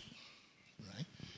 And so my equation, the famous equation for corruption, C equals M times O, where M is the motive and O is the opportunity, and all of that divided by S, which is the sanction. Right? This is where the Office of Special Prosecutor is. It's in the sanction area, but also in the opportunity area, because if you do the sanctioning well, it will reduce the opportunity. The need, we can leave it for now. Maybe the economy improves, maybe we do something, maybe Christ comes, or the churches take it upon themselves and get serious about morality. Maybe we can do something about M. But I think if we have to wait for a few good men and women, the enterprise of fighting corruption is going to be very difficult. So I would actually say that in our system, the reason why corruption is so huge in scale, it's not just because the motive or the M is there. It is everywhere globally. It is because on top of this M, the opportunity for corruption is so vast and ample, and the sanctions so weak and non-existent, that it is bound to be on the scale we are seeing. So we should spend more time on trying to unravel this opportunity problem. Some who have studied this have said, well, the opportunity is high partly because discretion is very high. It's true. When you read the laws of Ghana, you think, this is a very interesting country. Why give any public office holder so much discretion? So you say, okay, we must do the oil allocation, block allocation by competitive bidding. However, the minister, in his discretion, wow. So what is the minister going to do? Discretion. Right? And in our system, discretion means license. You can just do whatever you like. Say, oh, but I have discretion. So you undermine the law that you have passed to encourage transparent, accountable, competitive, meritocratic allocation of a resource by giving discretion in the exception to the public office holder. We do it in our procurement laws. You say, oh, you should do competitive bidding, but however, sole sourcing. And then we undermine it. So discretion creates ample opportunity for corruption. It makes the O go up infinitely high. You're not going to fight corruption in the natural resource sector by passing a law like that. No. And that is why the Constitution framers, in their wisdom, also put Article 296 there. But we have almost read it out of the Constitution. It says, whoever makes a decision, it cannot be capricious. What does it mean? It means we must know the reasons for why you make certain decisions. Publish the reasons. Let us see how you make it. Let us be transparent. So there are some tools in the Constitution, even as we find it today, right? The Constitution is not perfect. No Constitution can ever be. But it does have something. Some things in there that can be the basis of a very credible fight against corruption. But I think our legal institutions, including our legal doctrines, are way too archaic for the times. We must embrace a lot of legal innovation, including some of the ideas that Kisia Ejabeng has put forth. Right? We must embrace a lot of legal innovation because corruption mutates from day to day. When you are in a developed country, the laws are changing all the time to catch up with corrupt behavior. We are relying on the 1962 to do the fight. It is not fit for purpose, right? So I commend my brother for really this wonderful lecture, and he, of course, invites our sympathy. He feels like, a guy who believes in the guy is dressed like some funky guy. He wants to have a cool life. Here you are, you say you should go and fight corruption. and now you don't want him to do the job too. But I think there are ways in which we can do it. I don't think constitutional review is a silver bullet. I think every one of the efforts we have to review the Constitution, to plug holes, to enhance particular institutions, I think we must take that opportunity. I happen to believe our Constitution is too permissive. It's not sufficiently regulatory. It assumes almost that the system is going to be worked by angels. No system is going to be worked by angels. So we must actually, without assuming that anybody is going to be an angel, that's how you write a good Constitution. Assume the worst, that you are not going to get angels, that they're going to be mere mortals who have a lot of to do bad things for self-interested reason. And then it is for you then to narrow the opportunities for that to happen, to increase the sanctions, to make sure that these things don't actually fester. So I think that is, for me, the nature of the project that is before us. And I think we should all join together to make this work. Darkness has befallen us already. It is not about to befall us. It has befallen us already. The time to act is now. Thank you.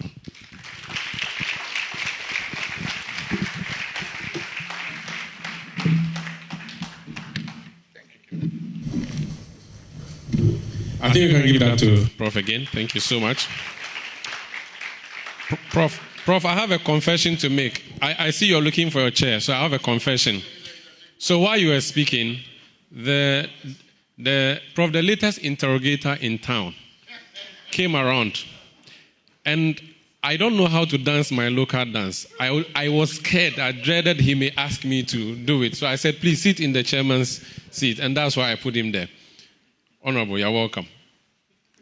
And so thank you so much, Prof. H. Kwesi Prempeh there. C, I don't like mathematics, but this one I can calculate. C is equal to M times opportunity, or O, over S. Thank you so much. And it says corruption is high because of a vast opportunity for same. Let's spend more time on the opportunity, and the issue of discretion is a bigger problem. The plan for this program, and of course, for those who are watching us live on Channel 1 TV, on CTFM, we are also live on Joy News and a number of other media platforms. We're live on the One Ghana Movement platform. We are grateful that you've been through with us. We've had a lecture from Kissie Jabin, the special prosecutor, the review done by Professor H. Kwesi Prempeh. The design of the program today is to also have guest reviewers aside the main reviewer. Now, we purposely decided to let the two leaders of the two sides of Parliament do that for us. We have one of them in our midst. He arrived a short while ago because Parliament was doing one or two things. You know how they do it these days. I'm not going to say it so that they drag me in for contempt. So, but he managed to squeeze time to join us here. So, ladies and gentlemen, for our guest reviewer, the Honorable Futu Member of Parliament, Minority Leader, the Honorable Alexander Afenyo-Markins. Please. People wanted you to do the Akpi dance, but they...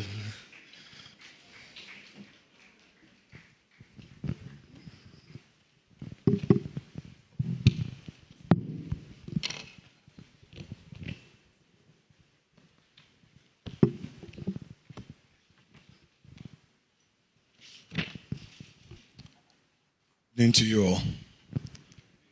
I see the room packed. We have our professors, our police chiefs, all important personalities in the country have found their way into this important chamber because of the subject matter. I've had the benefit of reading what my respected brother and senior at the bar, Kissie Jabin, has shared with you.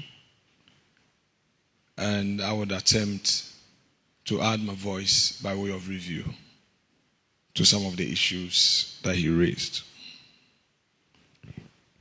Indeed, he was spot on the issues he raised, particularly the legal reforms, constitutional reforms of our body politics and the laws that allows us to punish for corruption. But my question is very simple. Do we often narrow the issue of corruption and limit it to the political class, or perhaps we have to broaden it and look at it as part of the general life of all of us as a people? When a government is elected into office, its core function is to do business. To do business with who? The citizens. When I was in opposition 2013 to 2016, I often had businessmen sharing documents with me. And they will encourage you to speak about it on radio, corruption. But later on in life, when I understood how dark Accra was, I realized that those who don't get their contract through are the ones who complain of corruption. But those who get theirs through, they go to church in white and thank God. I've also had the opportunity of seeing former legislators, former ministers of state. And believe me when I tell you that some of them, when you see them, you ask, was he really in public life? Was this not a man that we thought he was so rich? So what happened to his money? I'm not here to hold brief for any politician, but you know them in your neighborhood. Perhaps the very few politicians who are entrepreneurs, who have practiced their profession, are the ones that you see them surviving. But many politicians, contrary to the view that they are so corrupt, are very poor. Especially legislators. You can see them after office and you would wonder. I believe that we can act collective and be very fair to the issues. In my constituency, when a chief visits me, the chief is not interested in my salary. He expects that as he is come, he must not go empty-handed. A constituent visits me. A pastor visits me. He expects that I should do something. So perhaps the demands of the office may cause a politician to be finding out how to survive or how to look for resources to meet a certain purpose. As part of our culture, don't we make ourselves vulnerable for what we say corruption? Because our cultural lifestyle, how we relate to ourselves in itself, makes the leader very vulnerable. And in so saying, the leader then would have to find a way of meeting that expectation. And in the process, if you don't have it on your own, or in your quest to make somebody happy, you end up acting wrongly. And that is a fact. I therefore encourage discussions by civil society, all aimed at cracking the whip on the political class. I'm one politician who is of the view that if you leave us loose with power, we may leave the room with empty coffers. So if somebody knows that on the radio, somebody will be talking about his lifestyle, when he gets into office, he will be careful. I chaired Ghana Water Board. I tried some reforms. The reforms did not succeed. I saw Ghana Water sinking. the same public service machinery is used to fight good initiatives aimed at helping the system. And when it gets there, with the greatest respect, when a man does not have all the support, he often gives up. So it is not enough to talk about corruption, but we must look at a collective approach in how to deal with it. Because all of us, a lot of civil society organizations have their interests. For instance, let me take you through a practical situation. You have your source of funding. And that source of funding is involved in a problem somewhere. And this same source of funding is calling on you to intervene. Do you say because that source has sustained you all these years, you would stay back? But there may be an issue of corruption. So I see that sometimes the issue is more about people's interests than fighting the real canker. We cannot lay blame on one side. We have to be very collective and tackle it head on. I've been hearing corruption against the business class, and also realize that politicians, when we come into office, our focus is who did business with who. And in the process, even Ghanaian businesses that are doing well suffer.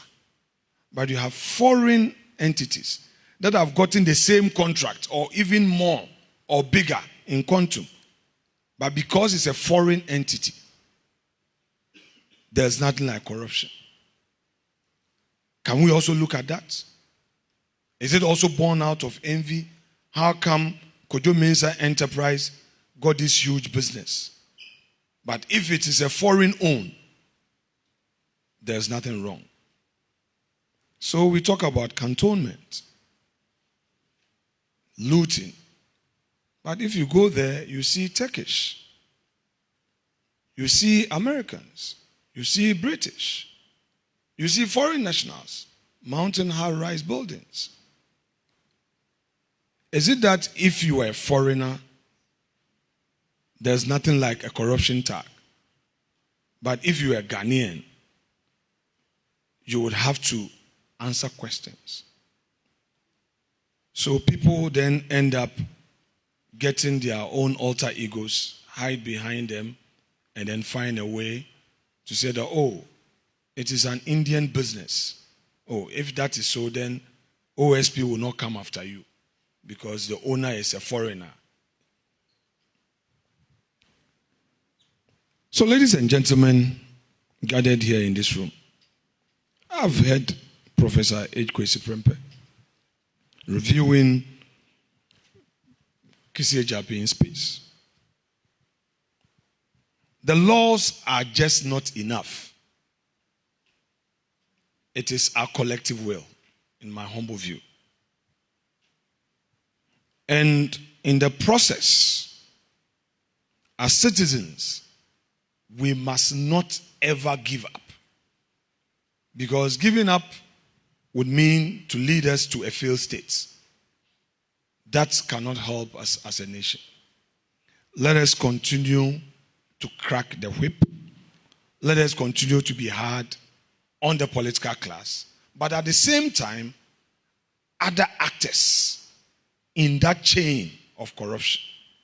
Because if you leave the other actors and over-focus on the political class, dealing with the canker will still remain a big headache on our heads as a country. Thank you very much indeed.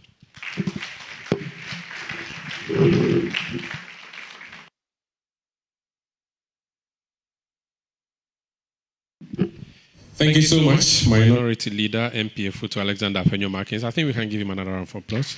Thank you so much. Now, like I said earlier, the guest review is supposed to be done by two sides. I'm told by my colleagues at the One Ghana movement that Honorable Ayarga should be joining us soon. But before then, I think we all have views one on the Constitution. And we are all good men here, aren't we? We are all few good men.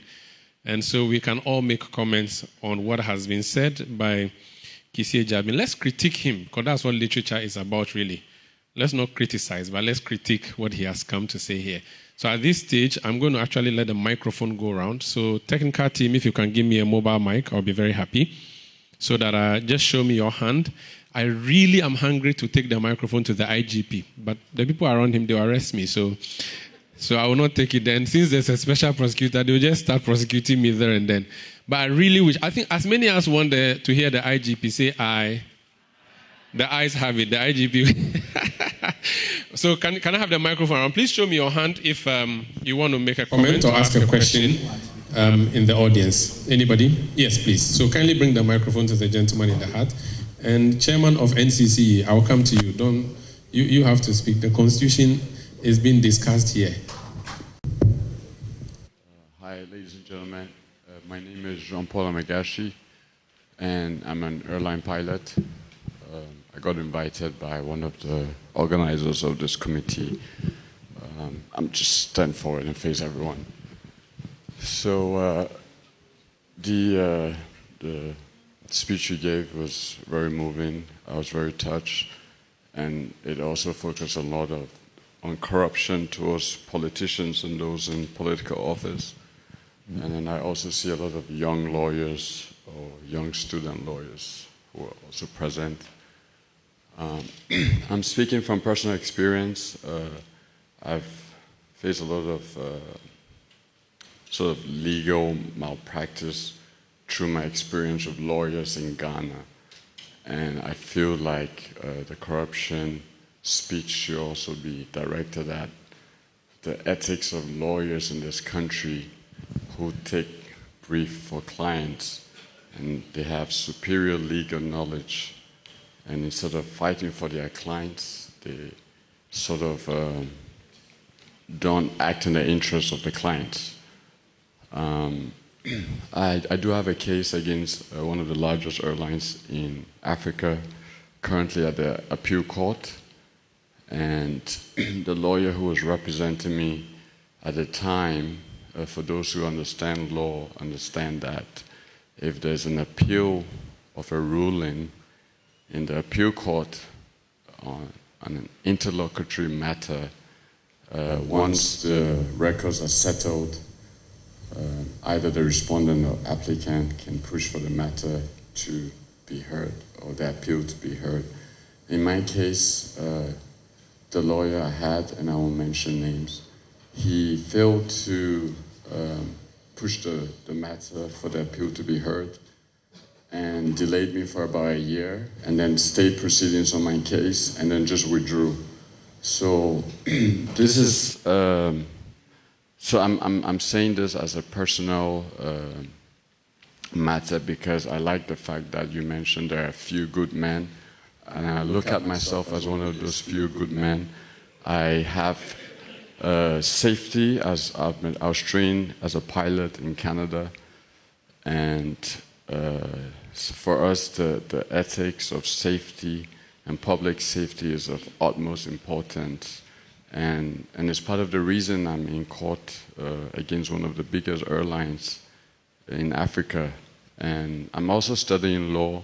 I do have understanding of law in aviation law on the master's level, and I realized that most of the lawyers in Ghana I encounter also do not understand certain qualifications of law. So in short, I'm just trying to say all the corruption is directed at public officers. It should also be sent to the mind of the young lawyers coming up that when they become lawyers, they should also be, you know... Thank you. Thank you so much. Thank you, John. Thank you. Okay, yes. The Honorable Leader of the House wants to take leave of us, and so thank you so much, Honorable Alex Apenyuakin, for joining us. Do I have any other hands up? Any comments or questions somewhere? Yes, I think I have a hand somewhere here. Yes. So kindly introduce yourself and then make your statement or ask your question. I'm Latif Lawrence Johoye. I'm a student of Ghana School of Law. And I just want to add on the issue of corruption, and that it comes from our moral fabrics and how we even grow. And so in recent times, or for some time now, you would have parents, elderly people in society who actually do not care about the means their wards, their children acquire certain properties.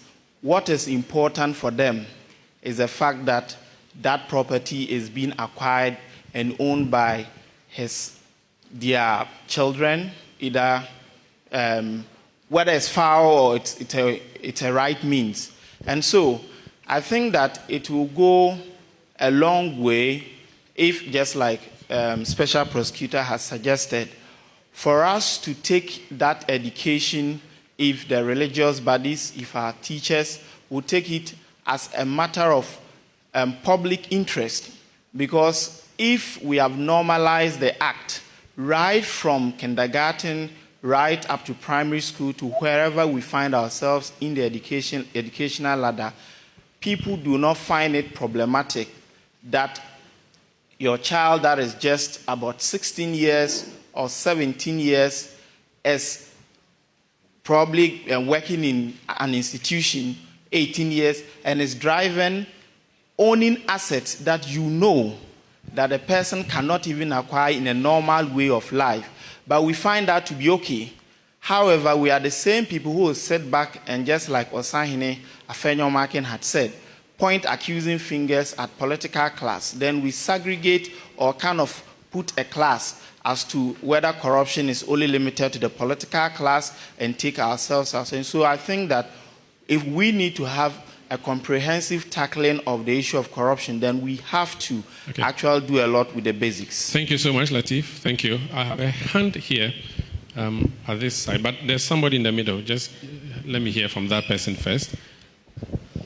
Hi, my name is Eden Asumeni.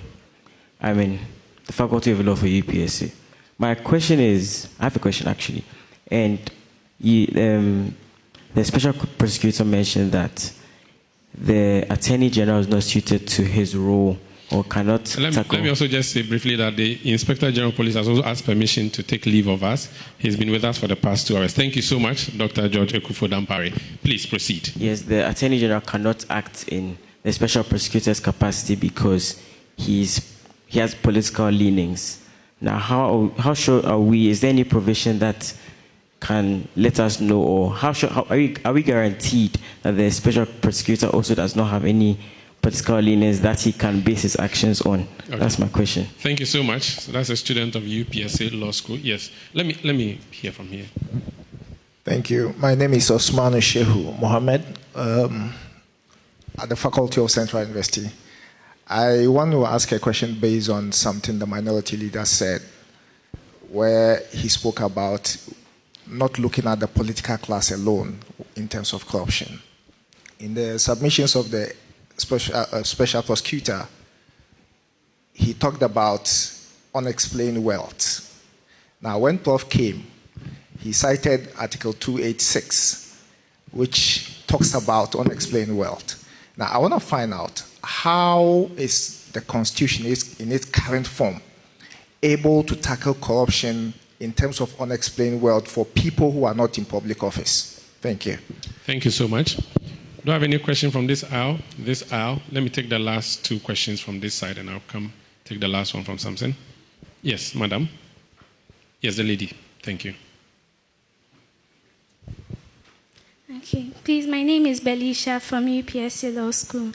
So my question is, is there a possibility that corruption will be eliminated in Ghana? And if yes, does it mean that... Wait, when you say a possibility, are you talking about in the future, currently, yes, in the next century? Future. Okay. And if yes, does it mean the office of the Special Prosecutor will be dismissed after that? Okay, thank you so much. Yes.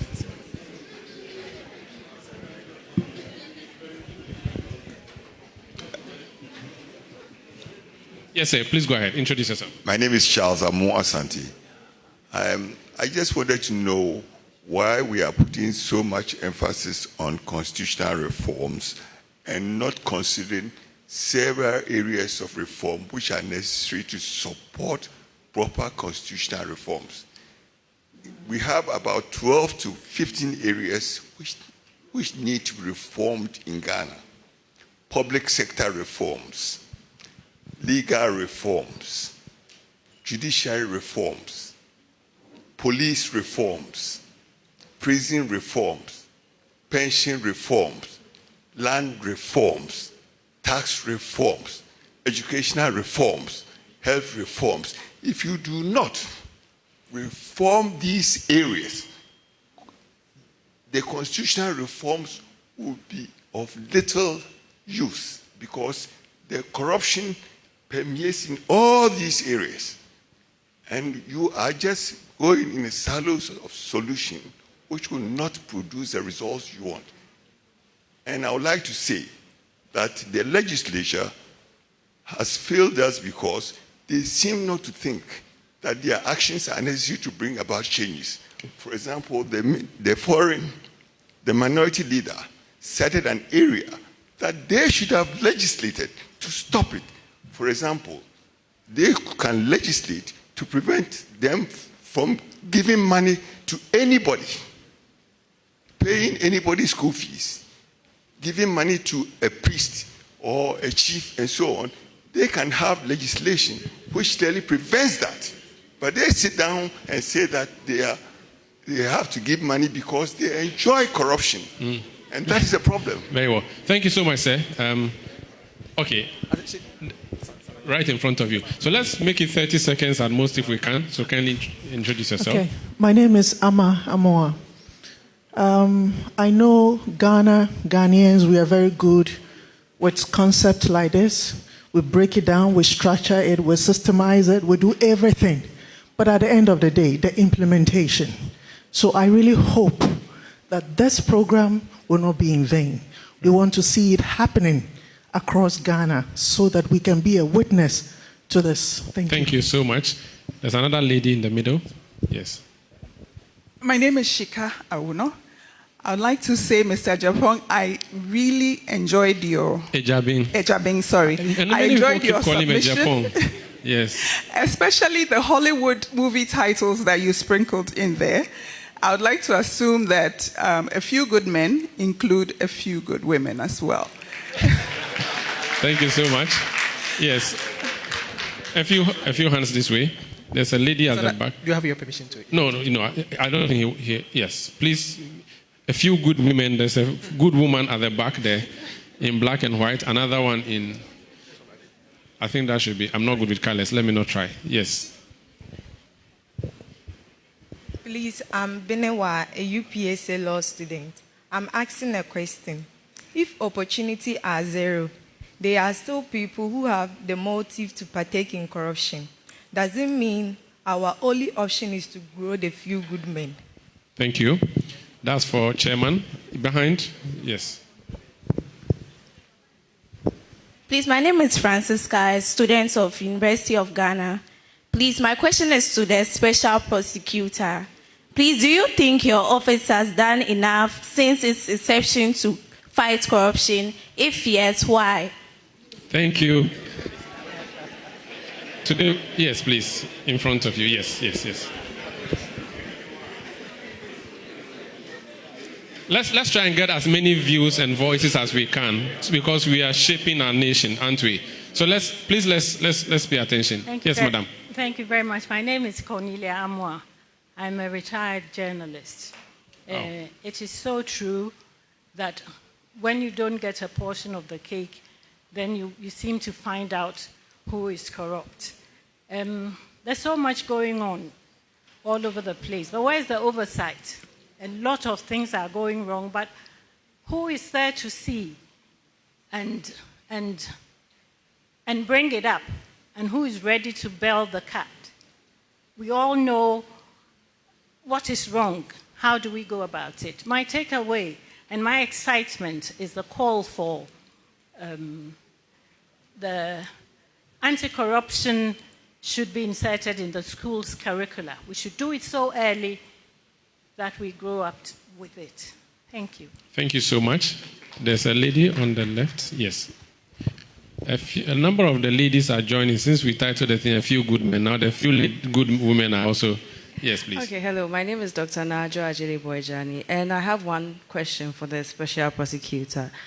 My question is, there have been a number of reports about corruption at the passport office. I have had my fair share of that when I was trying to get my Ghanaian passport, and it wasn't easy. And it's sometimes, most of the time in this country, it's very difficult if you want to go by the book and do things in the right way and not be corrupt. Hence, the passport office ordeal, or my passport office ordeal. So I want to find out if the special prosecutor is aware of this and what is being done to curtail this situation, because it's not only the passport documents, a number of other documents are also have a similar situation when it's time to acquire them. Yes, thank you. Thank you so much. There's another lady in the middle here, so I hand up there. Yes. Good evening. This isn't necessarily a question I have. My name is Abena. This is an appeal I'm making to the conscience of every Ghanaian in here and outside of this room. It's an appeal to our conscience not to necessarily point fingers at politicians or people who are in the public offices and hold a position necessarily, but then we should look within ourselves as well, because we as Ghanaians are corrupt in little ways possible that we actually do not realize.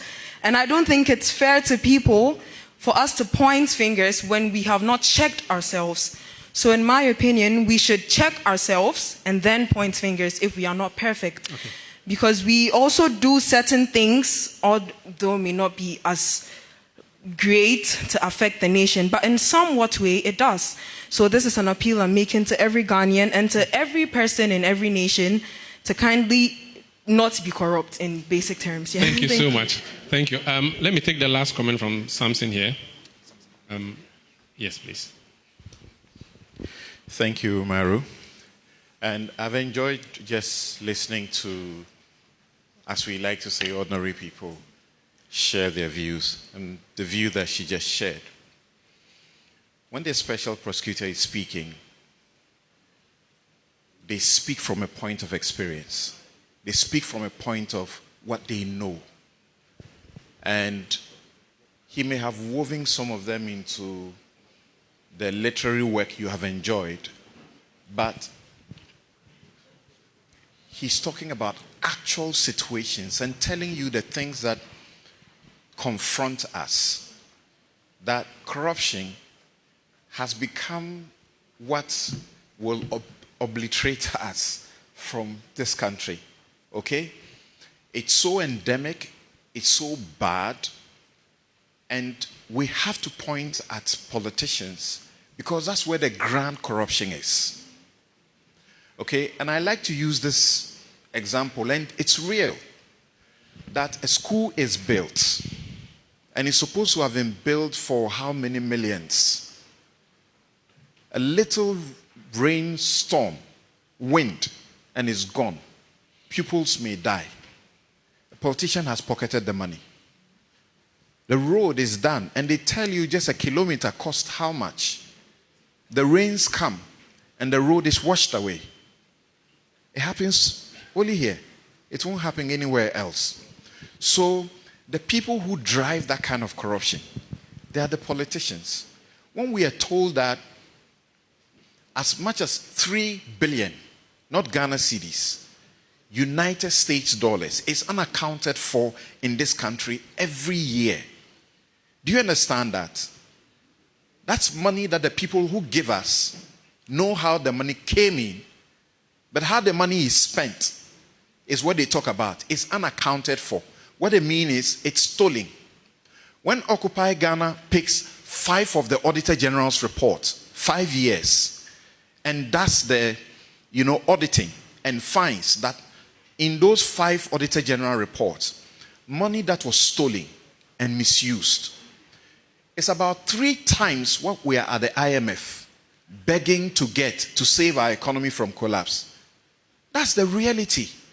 And Domlevo keeps saying that because we are not punishing the corruption, that's why it's still with us. And it's actually growing very bad.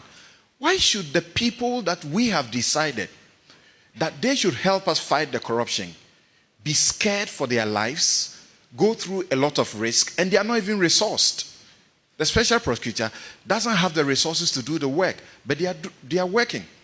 And you and I must have a voice that tells the people who, oversee the purse that is where we want our money to be. Okay.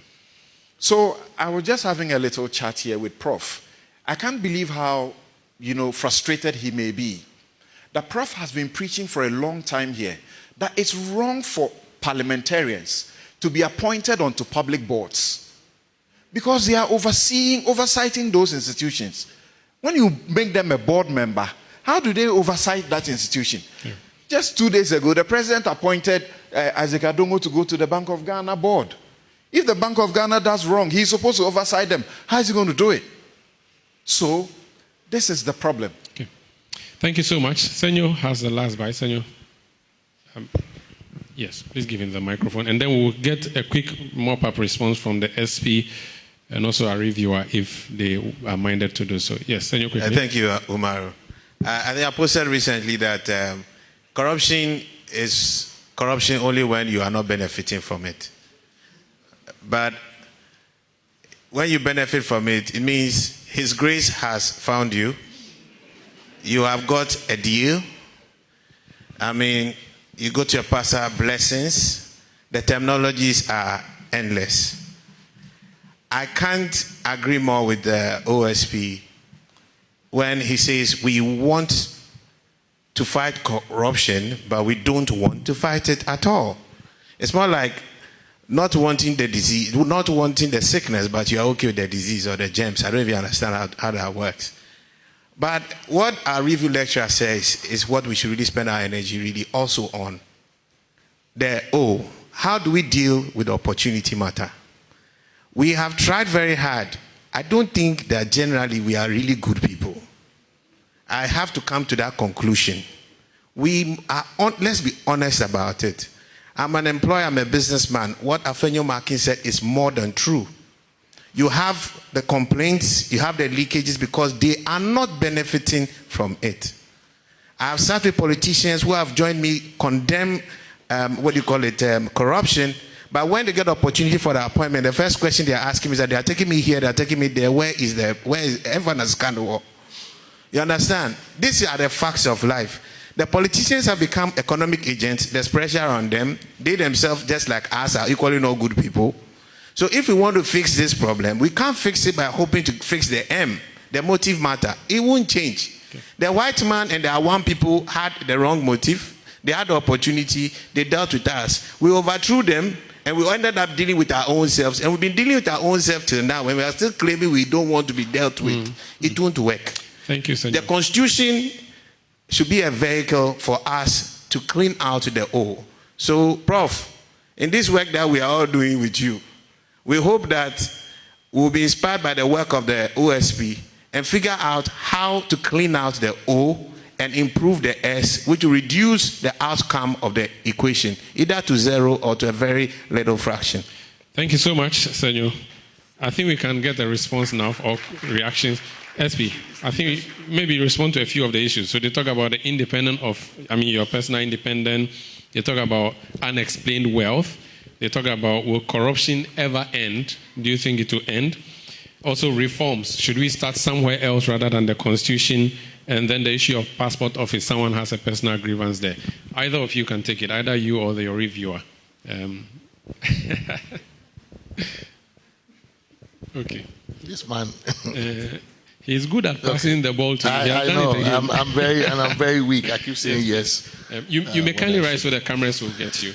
No, I think it's been a good conversation. I agree pretty much with, to the extent that we are talking about, and the reason why it's not that I like theory, but the reason why I like to reduce this to some analytical formula is that it allows you to isolate some of these factors, right? So the M component is basically all of us, right? It means that all of us are participants in this.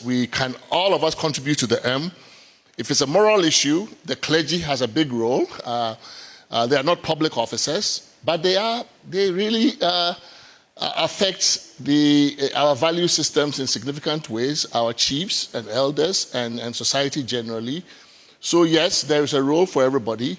The O speaks to a lot of the things that the OSP has, the special prosecutor has said, things about prevention, for example. Corruption is really difficult to fight after the fact.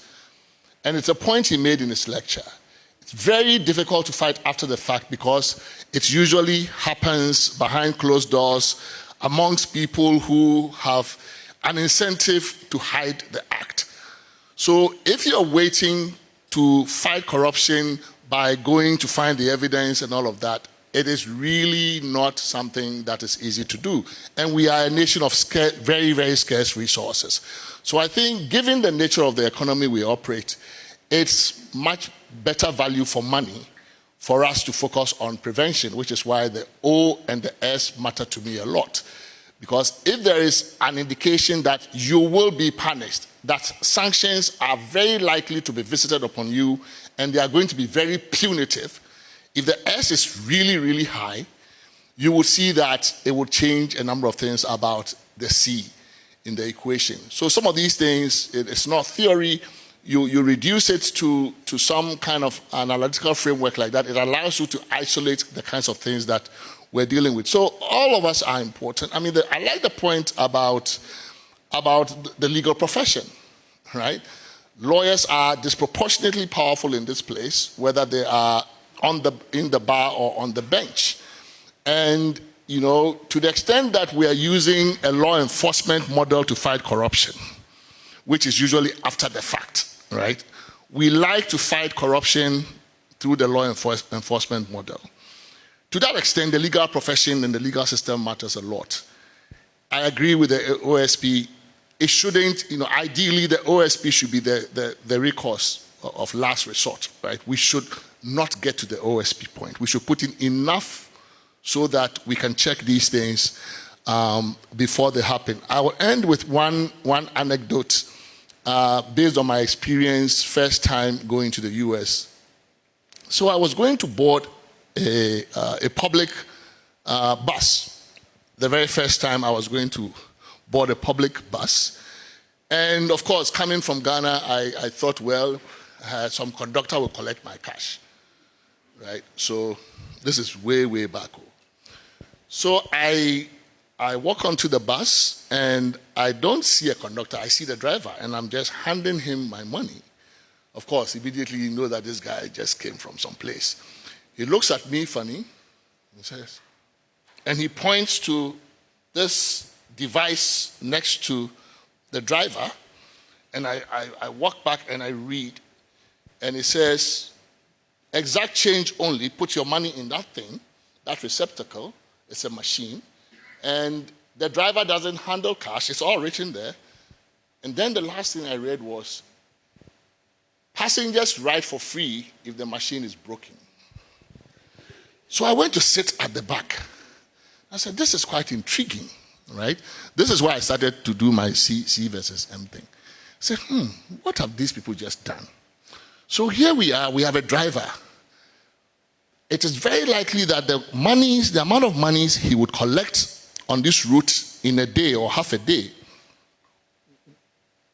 would likely exceed his monthly or even yearly salary. It's possible. So what have they done? They have used technology. This small device there, they have assumed that M is plenty in this guy's mind. He could, make away with the money. But they have used this small thing there to take away the O, right? So they say, put money, exact change only in that thing. It would not give you any balance. I think now these days they will. Then, if the machine is broken, look at that one. Passengers ride for free.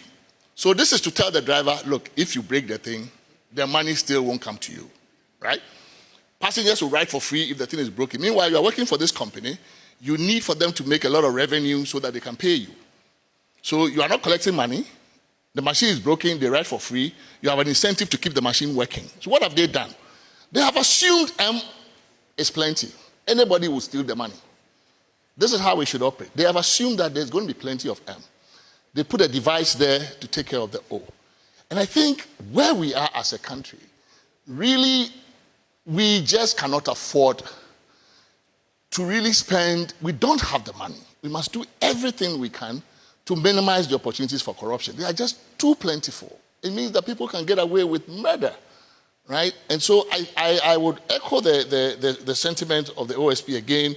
Prevention, the prevention side, we don't talk about it enough, right? The OSP, I think, has power to do something he calls corruption risk analysis, right? If you want to pass a piece of legislation or any law, the OSP can review it and say, you know, this law, if passed, these are the various points at which you create opportunities for corruption. This law is not good for that reason. Change it here so that the discretion moves here. Put more transparency here. That kind of stuff. We should allow the OSP to do more of the prevention, right? Because seriously speaking, given the culture we are in, fighting corruption, even getting people to come and give the evidence is going to be very difficult. So I'm just being very practical about this. I like the fact that we have this institution. I played my own behind-the-scenes role in getting the law drafted and all of that. But I've come to see that it's really suffering, right? And it is indeed a collective action. And I agree with Charles, actually, my friend Charles, that the constitutional review, it's not the silver bullet. There are a lot of things that have to change, you know, in the way we do a lot of laws, you know, land transactions, Legal Profession Act, school admissions, just it's all over the place. But to echo Samson, there's a reason why we have leadership, right? There's a reason why we elect and entrust certain people with power over us to take decisions that are difficult. So for me, I really don't think it is good enough reason to say that because this is an epidemic, it involves all of us and has deep moral roots and cultural roots and philosophical and all of that, that therefore we should excuse or put politicians and others on the same plane as us. No. I don't have the power to do a lot of things that politicians can do to stop corruption. I don't. Right? And maybe that also speaks to two we have never tried here. In some countries, it is a citizen can bring an action, right? In the US, in the federal contracting laws, if you know that somebody who is a federal contractor, private person, has cheated, either over-invoiced the government, has done something funny with the transactions they are having with the government, you can actually, as a private person, bring a lawsuit. And if you win, you get a very good chunk of the recovery, the money that you recover. This is one way to incentivize everybody to be policing those who do business with government. Because a lot of the information, usually the insiders know, the employees in the company know that our master is cheating the government. This thing was 2 cedis. They are billing us for 2,000. If you were able to somehow democratize corruption enforcement, not leave it to just OSP or SHRAT, but say, give us, all of us, an incentive to be able to police the behavior of those who act with the state. Some of those things are important. So we should look at different models, how people are dealing with this corruption issue, because it's all over the place. So every country is trying to fight it. Unfortunately, we're not doing enough to fight it. We need it more than most of the countries that are fighting it, because we are very much in dire straits. And I think we should do it before either our economy collapses even worse than it has collapsed. But I think in my case, worse if our democracy collapses, because then that will throw us into anarchy. We should do something soon. Thanks. Thank you so much, Prof. H. Kwesi Prempeh. Thank you so much. Okay, yes. SB, the way you're looking at me, I'm scared. I don't have unexplained wealth. It was an inheritance from my grandfather. I won't declare you wanted. There were some passionate questioners. That is why I got up. I could sense in their voices consternation. For the lady from UPS who asked whether we can drive away corruption and afterwards we can all go home and sleep, I wish I could say so. That's the human condition. In the ordinary circumstances of mankind, there will always be deviants. And so, unfortunately, we cannot weed out corruption. But what we can do, and what I stated, is to drive it down, make it unattractive, make it costly, so that when you are engaging in it, you would have it at the back of your mind that there will be a price to pay if we come around looking for you. And with that, we can have a certain level of an accepted degree that it's allowable in every society. Criminality, there will always be, but let's tackle it. I sense from, as I said, the passion, that maybe I didn't make myself clear enough in terms of what I stated during the address. And Prof has just touched on it. I said forcefully that from where we sit, from our experience, what we've done so far, we believe that preventing corruption is a better focus than after the fact, running after it. I remember saying that better it is to prevent the outbreak of a stitch than to go seeking to stitch it after it ensues. On so many occasions, we are asked, how many people have you imprisoned? How many people have you taken to jail? And all that. It's as our focus. I mean, don't get me wrong. Very, very perfect and a reasonable expectation. But if we manage to imprison, let's say 4 or 5 people in a year,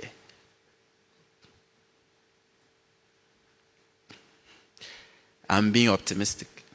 The way our legal system is arranged, lots of lawyers and lots of law students, a good defense counsel can delay the case for years. I'm just saying, if we are able to imprison 5 people in a year, praise the Lord, hallelujah,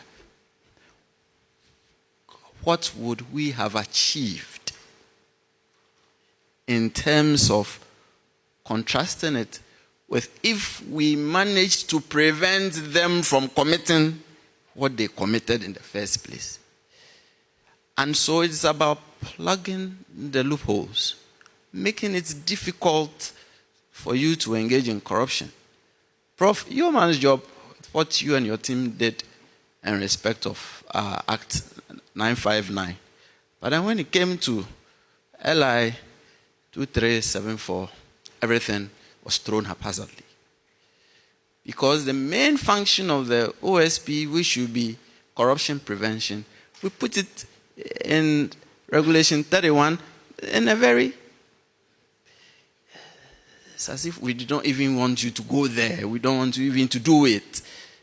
You can tell from the lawmakers' perspective that it was not that important to the lawmaker when it came to the drafting of those provisions. And then guess what? Hey, I said my amico can, but I'll still say it. One of the provisions came up in court, written black and white there. The court said we couldn't do it. Meanwhile, it was there. The very first provision, black and white, said we couldn't do it.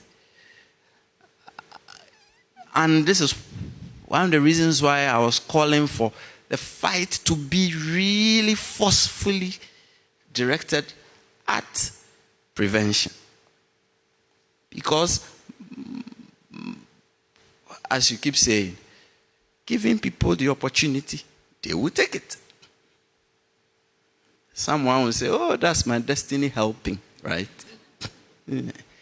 So, Do not present the opportunity to the person to take it. It is tempting. We are human. You do one thing, a second time, maybe should I do it a third time? Then it becomes a habit. And that should be our focus.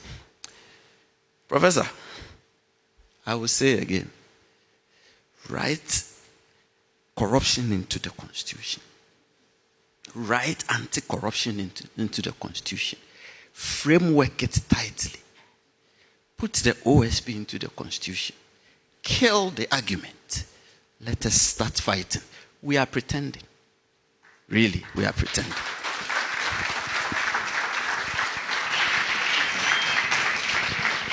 Thank you so much, SP. The president appointed the committee and its chairman. The SP is giving it a new mandate. I want to see that mandate. I want to see a usurpation of the powers of the president being executed by the SP. It could be ground for removal. You never know. But it's great. I think we get a sense and we get a picture that he has painted. It's a very sad one. But let's pray that it gets well and it gets better. Thank you so much, SP. It's been really an insightful night, and we can have more of it. We wish we can bring you every year, but we know it will be difficult to get you. But thank you so much. We appreciate it. I think our speakers tonight deserve a round of applause, and I think we should do that for them. So, like I said, this is an event organized by One Ghana Movement with support from the UPSA Law School. So to give us a closing remarks, I'm going to invite from the UPSA the head of Department of Public Law at UPSA Law School, Albert Kwashigan, to do that. Honest. Thank you so much.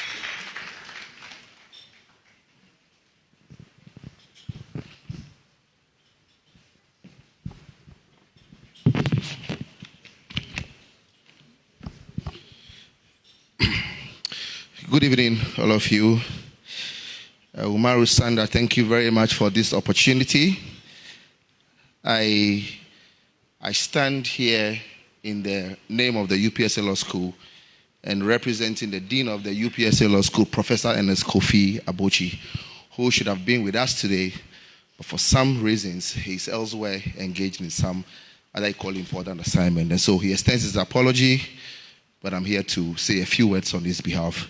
And while I represent him in the UPSA Law School, if I made any comment, I take full responsibility for the comments that I make, if I did make one. Let me begin by acknowledging my Vice Dean, Dr. Francisca Kusiapia, who is the UPSA Law School. Doc, you're welcome. Mine is to give closing remarks and then give a vote of thanks. I think that this whole lecture has been self-explanatory, and there isn't much to say, to be very honest. If my former lecturer has spoken, who am I to come and try to rehash what he has said? The OSP taught me at the University of Ghana Law Faculty, probably like 18 or so years ago. He taught me international humanitarian law.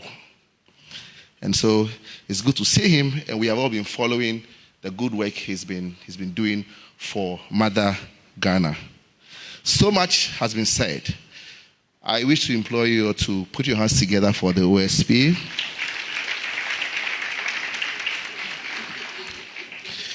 Let me also say a very big thank you to Professor H. Kwesi Prempeh, who I know is currently involved in a very big national assignment, the Constitution Review Committee work. Wish you all the best. Now let me say a very big thank you to One Ghana Movement for making it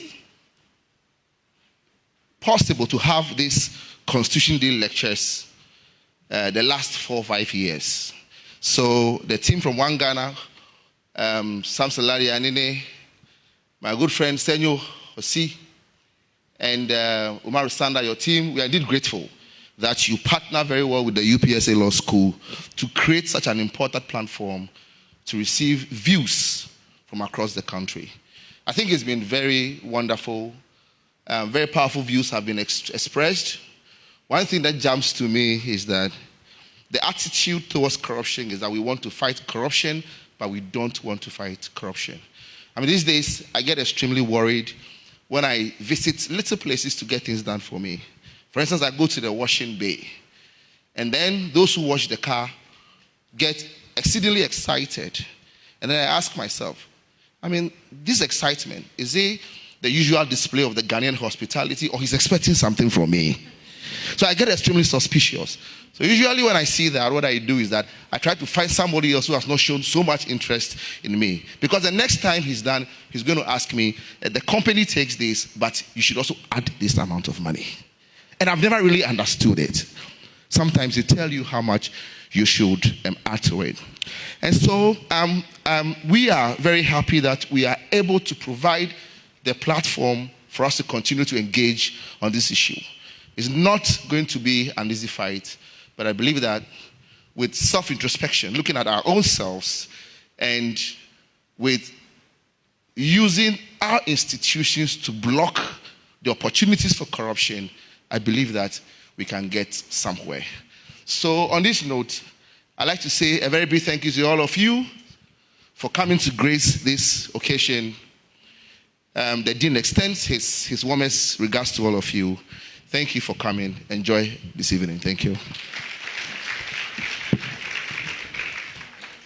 Thank you so much, Albert Kwashiga, my senior at CTFM. And thank you all for being a wonderful audience tonight. It's been great coming your way. A few announcements before we leave. One, we have early dinner, so it's around. Or while you do your networking, you can also have a cup of coffee or whichever one you prefer, and then have a conversation going. But before we sign out, at One Ghana, what we always do is to invoke the national patriotic songs and pledges that we have been taught. So at the beginning, we had the Yanara Assassini sung for us. In closing, we're going to do the national pledge. So if you could kindly be on our feet so that we do the national pledge. And I'm going to lead you in that.